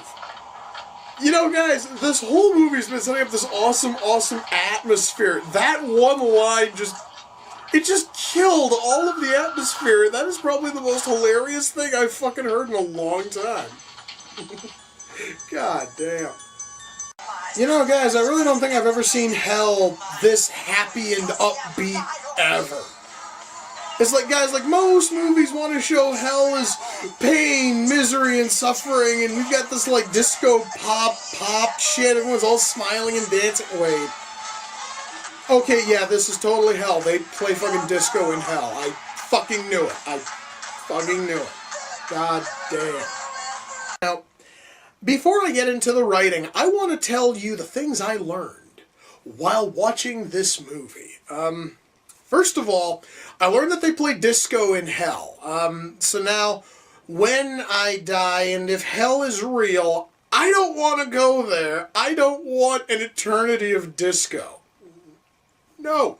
You know, I really kind of like how Defendor is not even able to afford an actual mask, so he just has, like, shoe polish, like, slapped over his eyes. Now that on top of the chest emblem made out of fucking duct tape makes him the most awesomely ghetto superhero I've ever fucking seen, man. Okay, I totally understand that this is a really petty complaint, but, this whole time, he was asked why he trashed a dry cleaner. I want to make this clear. The movie starts, and Defendor is being questioned why he trashed a dry cleaner. We are this far into the movie, we've seen this dry cleaning establishment one time, and it barely tied into the story. I totally understand. The story here is getting really good, but I want to know. I'm curious why the fuck he trashed this goddamn dry cleaner. I'm really getting curious now.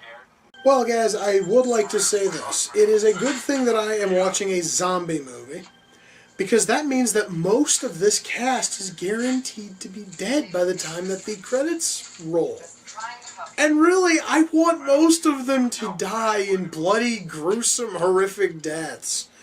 There's really not a lot of likable characters so far, guys. You know, guys, no matter how many times I see a zombie get its head chopped off with a fucking shovel, it never gets dull.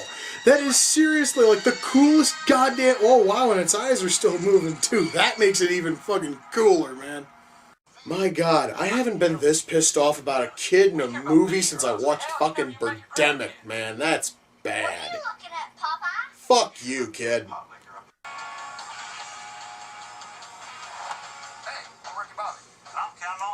I don't fucking care.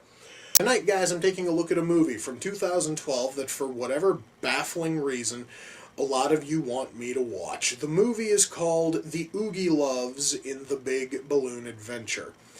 A very simple fact is this. It was a movie made for kids, and apparently even children didn't want to fucking watch it. But now I have to, and... well, I don't have to. I'm kind of choosing to because you guys want me to. And I'm still trying to figure out why. My theory is that a lot of you secretly despise me. That's just sort of my theory. Oh dear God. I am in for pure hell. I can feel it right now. This acting sucks. This song is worse. And you can hear that horrendous singing. I want to find the asshole who made this. And I want to bury a pickaxe in his skull. And the movie's just started. I'm in for the long haul, guys. I have a question for everyone who wanted me to watch this fucking thing. And please, please, please just give me a straight answer. Why do you hate me so much? God, this is fucking horrible. You know, guys, I find it kind of funny. The only character in this movie I actually can kind of enjoy and like a little bit is their fish, Ruffy. The big reason is because Ruffy seems to hate and despise everything going on in this movie as much as I do, which makes him the most relatable character in the entire fucking film. Do you have any idea how bad it is when the only decent character is a character who's there specifically to bitch about everything going on in the film? That's not really a good thing, and it doesn't do anything good for your movie. Just thought I'd share. Well, guys, that was the Oogie Loves and the Big Balloon Adventure. I wish I was dead. Okay, then. Alright, I never thought I'd see a movie where somebody goes fishing for frogs with of all things, a fucking grenade. But holy shit, that was fucking awesome, dude. Hell yeah, I loved that. Wow, that was really fucking awesome. Okay, see, now this right here is the kind of story I'm talking about. And apparently I can't film this early in the morning, because, yeah, the sun is shining right through the blind in my fucking window and I can barely see out of this eye. Yeah, but I'm still going to press on, and that was still a really cool fucking death, man.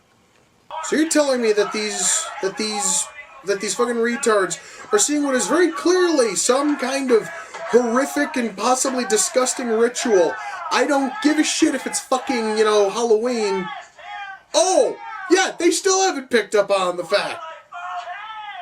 They still haven't picked up on the fact that this is some kind of a creepy ass ritual. Oh wait, now they have? Yeah. Little late there, fuckers. Jesus Christ. Guys, this story was attempting to be creepy, and it was just too stupid to be creepy. Frankly, I can't wait until this one's done.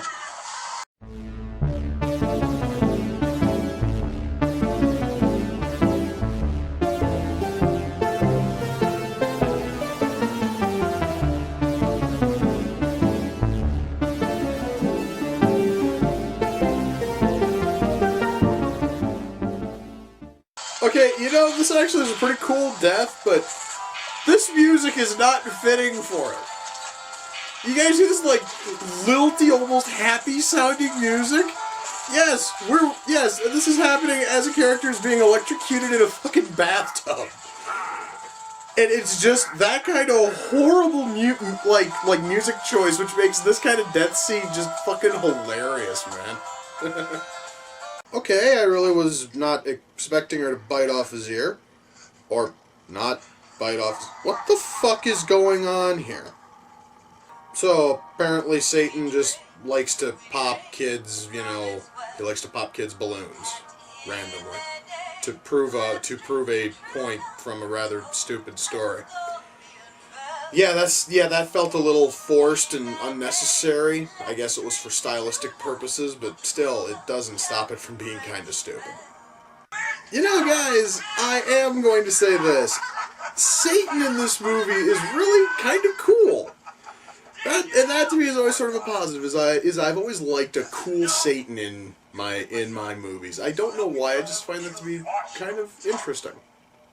Tonight, guys, I'm taking a look at a movie from 2010 that premiered on the Sci-Fi Channel, because nothing screams absolute quality like a movie that premiered on the Sci-Fi Channel.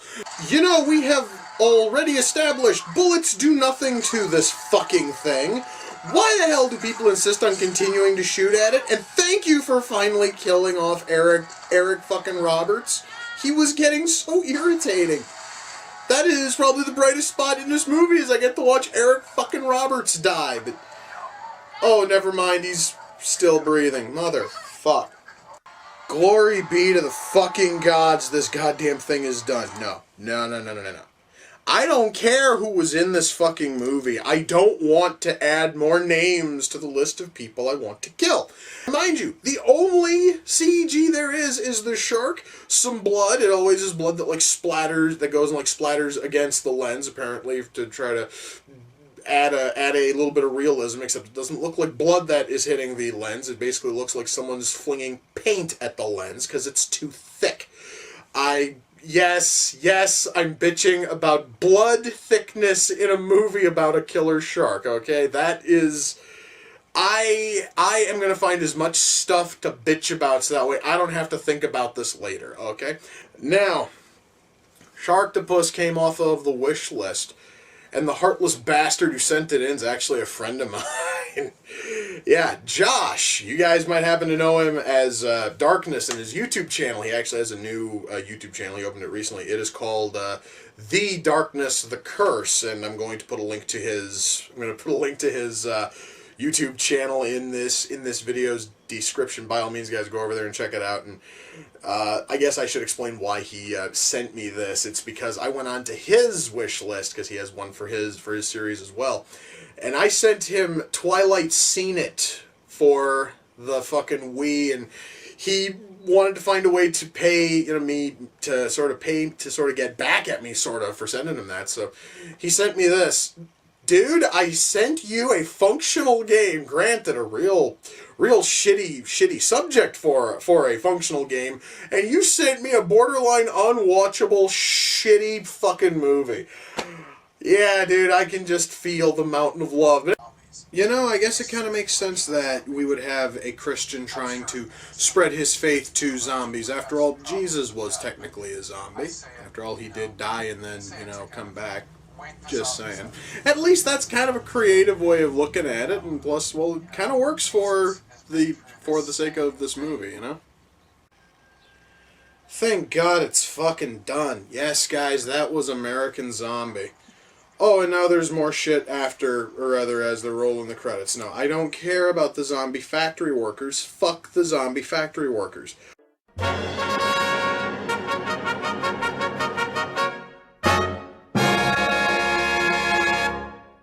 We continue this week with a movie from 2008 that's totally not trying to rip off of Iron Man. I swear to God it's not. And if you honestly believe that, then you're probably gullible enough to believe anything. Yes, tonight's movie came out in 2008 and it is called Metal Man. Oh, how creative. So wait a second. So, quote-unquote full stealth can still be seen with night vision goggles? Then it's not full fucking stealth then, is it? Well, that's one way of taking care of friggin' illegal betting. Just, literally just liquefy those who are trying to bet. Wow, that was kind of sick, but really fucking cool. So, hey, who knows? Perhaps, honestly, the dialogue is that crass and vulgar. That, too. The film is incredibly vulgar in terms of language. So, if there's anyone out there who gets horribly offended by foul language, well, first of all, if you are offended by foul language, why the hell are you watching me? So, wait a moment here. So, let me see if I understand this. Even though his dad, loved him so much and wanted to keep him safe, knowing his eyes were sensitive to sunlight, kept him in the basement for years, this woman who's known him for less than a day had the smarts to give him a pair of fucking sun, glasses. I have a feeling we are going to learn very quickly that Tejas' dad was a royal douche or just a complete moron. I was sort of wondering why he didn't just give him sun, glasses as a kid. Now I'm wondering it even more. Wait, did he just say that ice is not, drinkable? You do understand that when it melts, you can drink it, right? I totally understand that, it's a real stupid thing to be questioning, but logically, you can technically drink ice, you just gotta be patient. Just thought I'd share that. The Nazis have a space zeppelin? Dude, that is the coolest fucking thing I've ever fucking seen. That is fucking awesome, dude. Fuck yeah.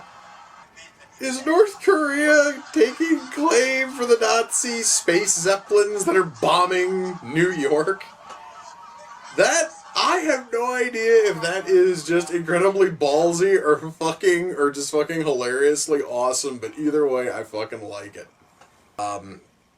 If I really had to pick a negative in terms of writing, and I'm not even sure if this was writing or if it was just a casting choice, but the president of the United States in this movie looks a lot like Sarah Palin, and the very thought of Sarah Palin being anywhere near the White House in 2018 is enough to make me almost cringe.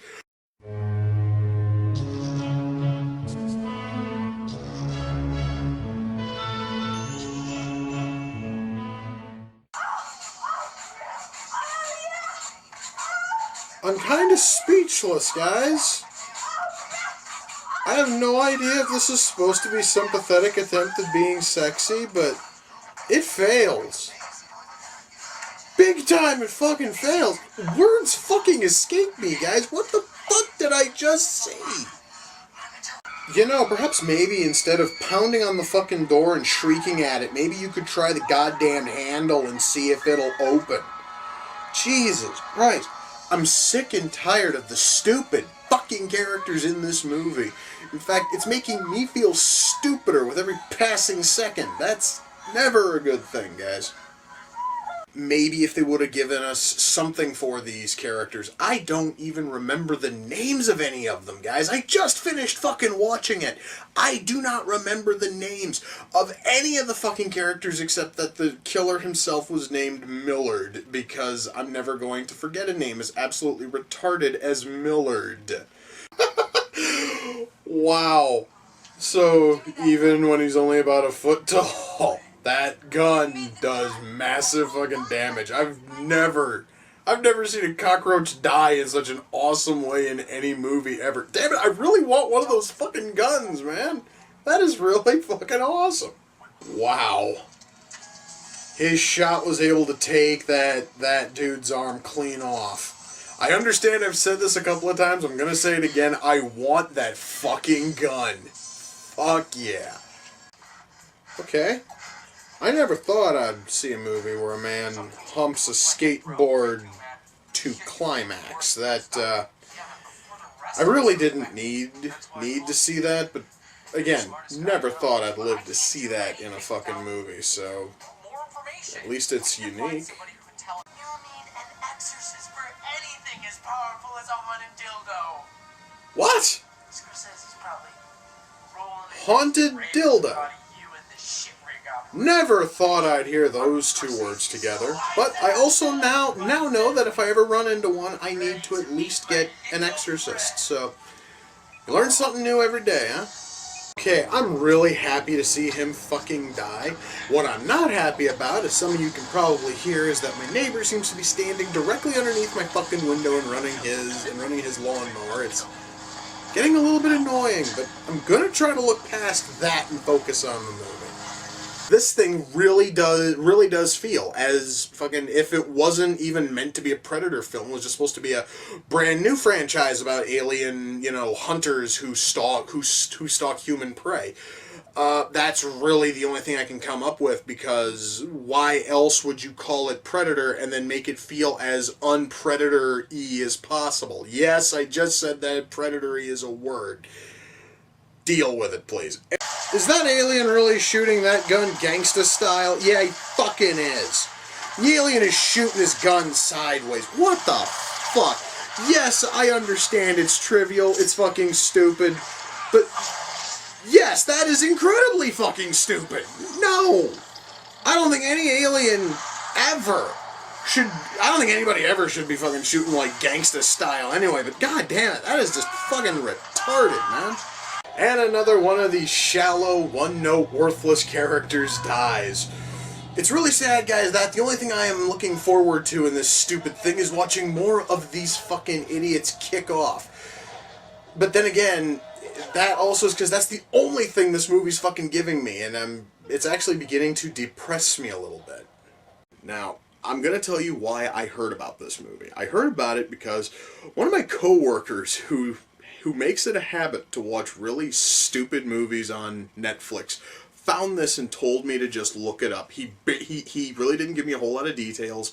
I looked it up. I am right now looking at the summary on Netflix, and this sold me. Allow me to read this for you. The year is 1987. Motorcycle ninjas tighten their grip on Florida's narcotics trade, annihilating anyone who dares to move in on their turf. Martial arts rock band Dragon Sound has had enough and embarks on a wave of crime-crushing justice. That is probably the greatest fucking plot I've ever heard. Only through the elimination of violence can we achieve world peace. You don't put that kind of text on screen for the ending of a movie. I mean, at the end of a movie whose big closing fight scene included fucking beheadings and stabbings and tons of blood. You just don't do that. Okay, that's good and kind of sick. I never thought I'd... Okay, I did not really expect this movie to start off with some guy going and cutting a massive gash in his leg and then jamming a fucking, like, rod in there. A rather, almost fucking, like, rusty-looking rod. At least looked kind of rusty with the whole, like, black and white film here. Looked really, really nasty, but still, it was an interesting way to open up the film. I am gonna say that. Okay, well, the good news is, at least the film's starting to make a little bit of sense. I think. I'm not totally sure, guys. I'm really not certain if the shit I'm seeing is making any sense at all. It is certainly bizarre and strange and really fucked in the head. That's really about all I can guarantee right now. Okay, so apparently the only way to stop a robot man who is completely out of friggin' control is if a hobo beats him senseless with a friggin' iron rod. Okay, it makes no fucking sense at all, but it is sort of interesting, so I'm going to at least grant them that. Guys, if you are going to make it look as if your car is moving, it would really help if you would cover up the stationary tree behind your passenger window. I swear to God, guys, I can see a fucking tree right there, and they are supposed to be driving. I totally understand the concept of using poor man's process to show that you're, you know, driving, but that is just laziness on an absolutely biblical fucking level, guys. So this zombie outbreak apparently has whittled the UN down to about 20 people. You know what? I believe I can safely say this. If that were to happen in real life, I don't think anything of value would be totally lost. You know what I mean? You know, guys, out of all the things I was expecting to see in this movie, furry, you know, bullshit was not one of those things, but yet that is exactly what I'm treated to here, and I kind of wish that I was dead. Now, I do know that Robo-Geisha is from the same people who worked on Tokyo Gore Police, and I absolutely adored that movie. And before I started filming, I read the first paragraph on the back here. Allow me to read this to you. The twisted geniuses behind the Machine Girl and Tokyo Gore Police. By the way, for those who don't know, I still haven't watched Machine Girl yet. I will at some point, though. Anyway, the twisted geniuses behind the Machine Girl and Tokyo Gore Police present a tale of sibling rivalry, chainsaw faces, machine gun boobs, and butt blades. The one part about that kind of caught my eye was butt blades, because I'm kind of curious. I don't know why I'm curious about this, but upon reading that, I was wondering, so does that mean that the blades are going to come out of the butt cheeks, or are we going to see like a sword blade come sliding out of somebody's anus? And considering that the same people who worked on this worked on Tokyo Gore Police, either one of those options is possible. Okay, I'm actually seeing this correctly, right? I'm looking at an office building that's bleeding, right? Yeah. That's exactly what I'm seeing here. That office building is bleeding.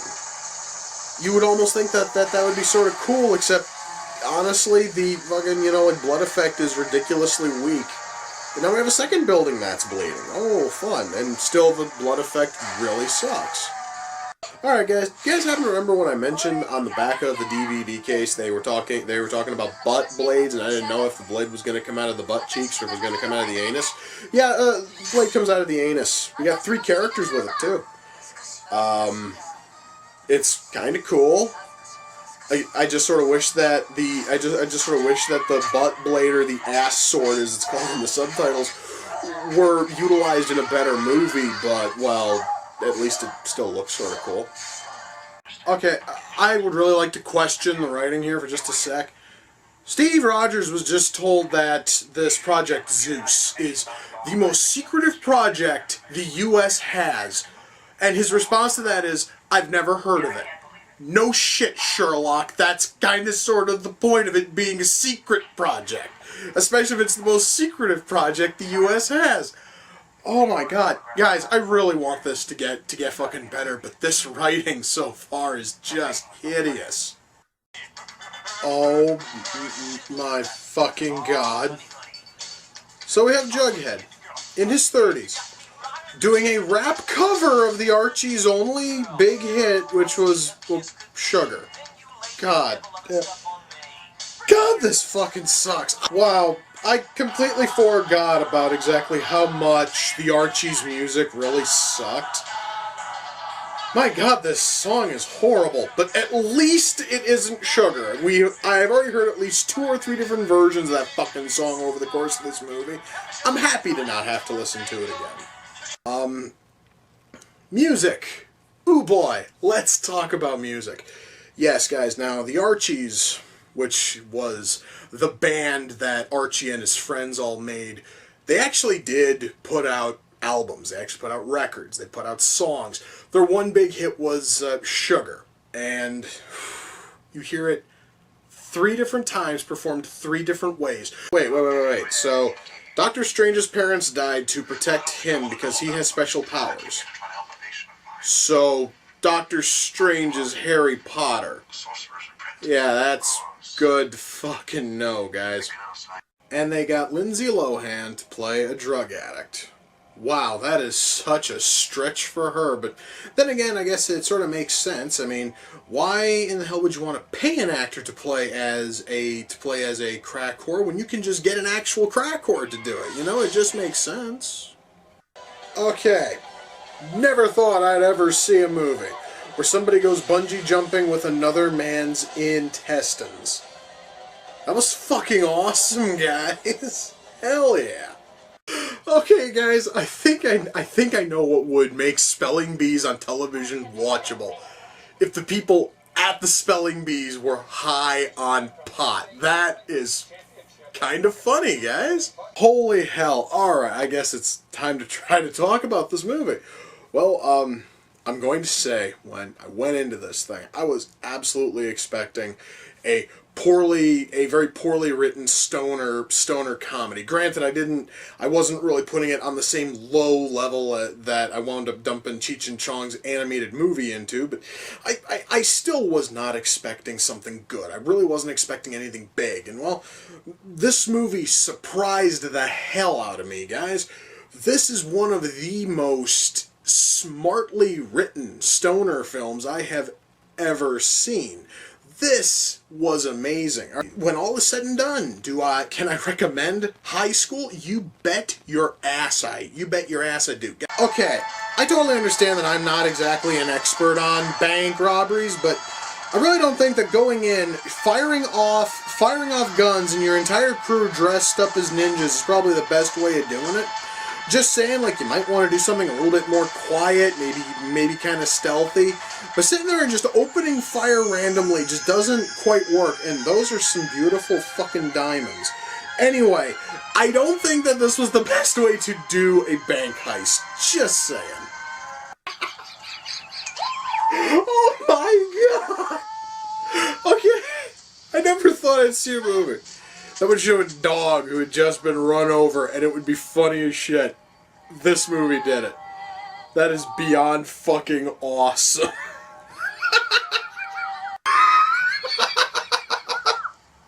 Oh my god, Ken seriously is just not able to catch a fucking break, can he? And also, that is the third time in this movie I have seen a dog die, and it makes me laugh. I'm really not sure if it's just because the writing in this thing is so good, or if I honestly am just that much of a sick bastard, but god damn it, man, it's fucking funny as hell. Alright, now that right there is there's a much better use of your powers. I mean, okay, yeah, it is unethical to rob a fucking gas station, but shit, I mean, at least it...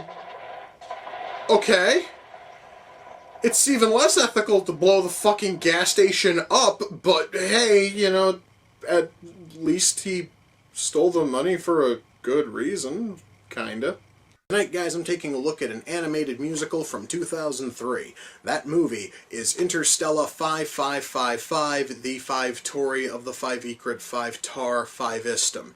Do not correct me on that title. If those were meant to be pronounced as S's, then they should have put S's there. But the only way I'm going to find out if there's any kind of redeeming value to this thing is if I shut up and I push play, and I'm going to do that right now. So, without further ado, it's time to kick back, relax, and check out Interstella 5555, the 5 Tori of the 5 Ecrit 5 Tar 5 Estum.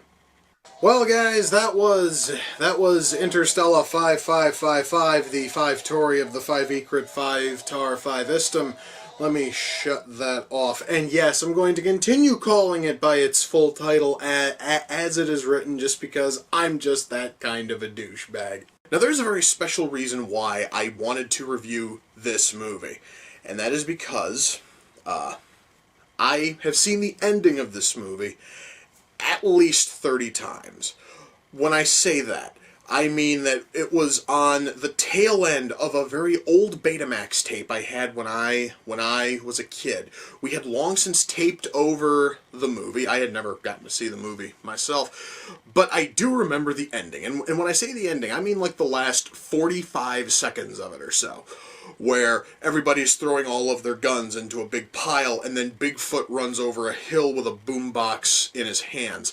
No, I am not kidding. No, I am not joking. In fact, that was how I found out this movie's title is. I kept doing a search for Bigfoot boombox until I found the movie. So now I get to try to see if there's any context to this. I want to know how Bigfoot got his hands on that boombox. I'm really curious if the thing has anything to do with the rest of the film. Well, guys, that was America 3000, and I now know the context behind Bigfoot running, you know, with the boombox, and frankly, at this point, I really don't fucking care anymore. Well, Bigfoot's name is Arg, and Arg is a mutant. Apparently, when the U.S. was nuked by the Soviets, once more showing you exactly how fucking 80s this movie is, U.S. was nuked by the Soviets. Arg was originally a human being and was then mutated in the blast.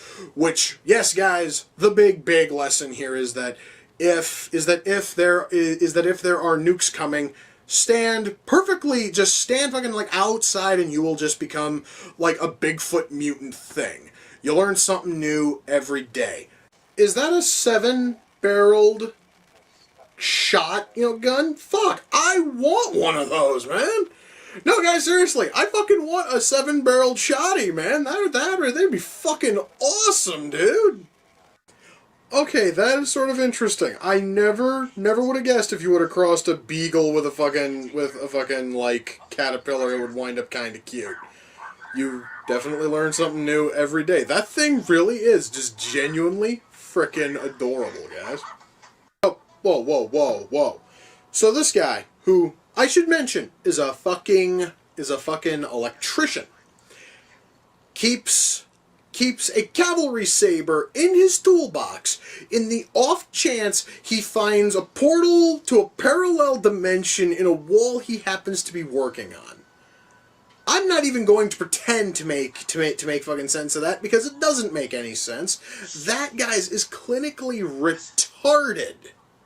I swear, guys, that fucking chimp is the most irritating character in this movie. Oh, and by the way, yeah, one of them started the film with a pet chimp. I don't totally understand why, but that chimp is by far the most irritating thing in this whole movie, and I never really thought I would say this. I really hope that somebody shoots it, because it's that damned annoying. Alright guys, I have awesome news. The fucking chimp is dead. Yes, I'm so happy. Spoilers for those of you who actually wanted to watch this. The chimp dies, and I couldn't be fucking happier. That thing was an irritating piece of shit. Okay, I have a small question. So, the person who represents the warlord said that he wanted both of our crippled heroes to show up within 24 hours or else he was going to kill the entire town. Well, what happens if only one of them shows up then? Is he just going to kill half of them? Well, correction. He would probably kill half of them if the other guy didn't sneak into the town and somehow overnight remove all the firing pins from everybody's guns. No, I do not understand how in the fuck that is supposed to work either. Just, god damn, man. Is that a starship-shaped salt shaker? Oh my god, it is. You know, guys, now there is a lot of nerdy shit a person could buy. I really think that at the top of the list would be starship-shaped salt and pepper shakers, and now all of a sudden, I would kind of like to own those. That looked really fucking cool. I want somebody to inform J.J. Abrams that the object of making a movie is not to overload it with fucking lens flares, especially when you're putting them in there digitally. The object is not to have lens flare at all. If you want your film to look good, if you want your film to look like, you know, a fucking professional film, you avoid lens flare, and for the love of fuck, you don't put them in on purpose. I know that there's a sequel, and I hope and pray to all of the gods above that J.J. Abrams pulled his head out of his ass long enough while making the second one to understand that lens flare is not a good thing. And if I see this much lens flare in Star Trek Into, you know, Darkness, which, by the way, I'm going to tell you right now, I am going to be reviewing a little later on this month. If I see as much lens flare there as here, I'm going to hunt down Abrams and I'm going to fucking gouge his eyes out with a broken light bulb just because the motherfucker does not deserve to see if he thinks that lens flares are a good thing. Now, minus the lens flare problem, camera work here is fantastic. Wow, I have never been that angry over something as stupid as lens flares in my entire life. Wow. Anyway, yes guys, with that we come to the close of another reaction and review. Until next time, ladies and gentlemen, take care, and I will see you all in the near future. Live long and prosper. Okay, so, before I get into reviewing the movie itself, I want to touch on two things. First one has to do with lens flare, because I remember when I covered the first film, I said that if this thing had as much lens flare, I was going to go after J.J. Abrams' eyes. Well, at this moment, J.J. Abrams' eyes are safe, because there is vastly less lens flare here. However, though, my threat still stands, because if and when J.J. Abrams pumps out a third Star, you know, Trek film, and there is as much lens flare there as there was here, I'm still going to take his fucking eyes. Why? Because there's still too much goddamn flare in here, and it makes the film look incredibly cheap. And I would like Star Wars fans to just sort of think about this. J.J. Abrams is working on your franchise next, and he is bound to do this very same bullshit with fucking lens flare to your films as badly as he did to ours. You have been warned. Anyway. Wow. We have a zombie who can sing, and sings rather well.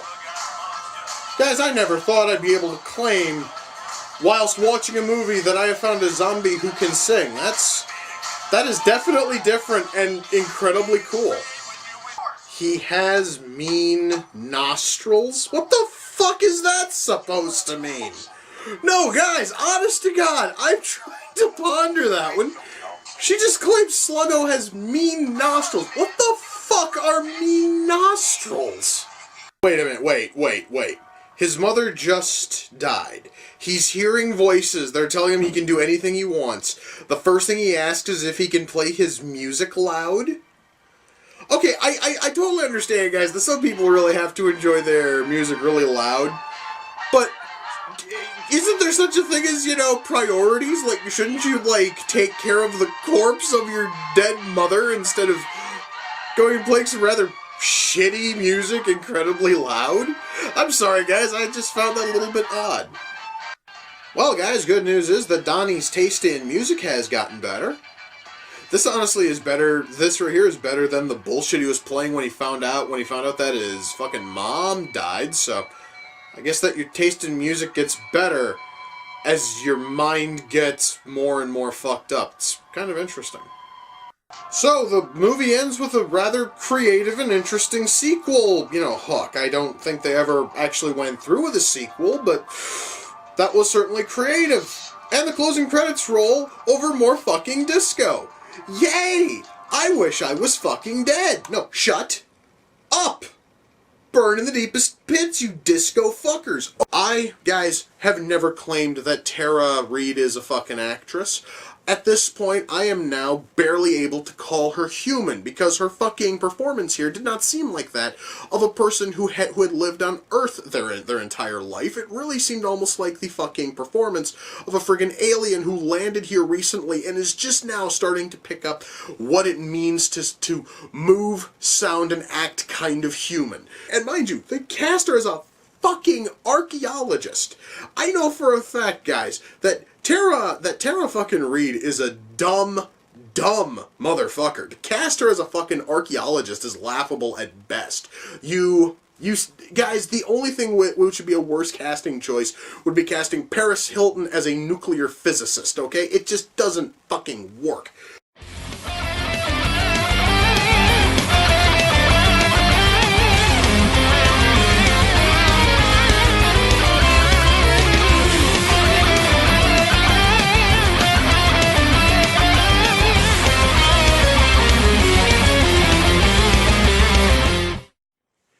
Welcome, ladies and gentlemen, to the 300th episode of Reaction and Review. My God, guys, 300 episodes. I guys, was really stunned when my series hit 50 episodes, but now that I've hit 300 episodes, that is a fucking achievement. And that is an awesome achievement. You have no idea how happy I am to be filming episode 300 right now. Okay. Now, out of all of the classical music pieces I could picture torturing somebody to, this piece, Pomp and Circumstance, is not the classical piece I would use. It seems so weird and out of place, but then again, that kind of sort of sums up using classical music while torturing anybody, but this piece just seems incredibly odd to me, and I don't know why. I love working on this series, and I love entertaining you guys. Once more, I thank everybody for sticking here with me. Even honestly, guys, if this here was your first time watching me, I thank you. You all rock.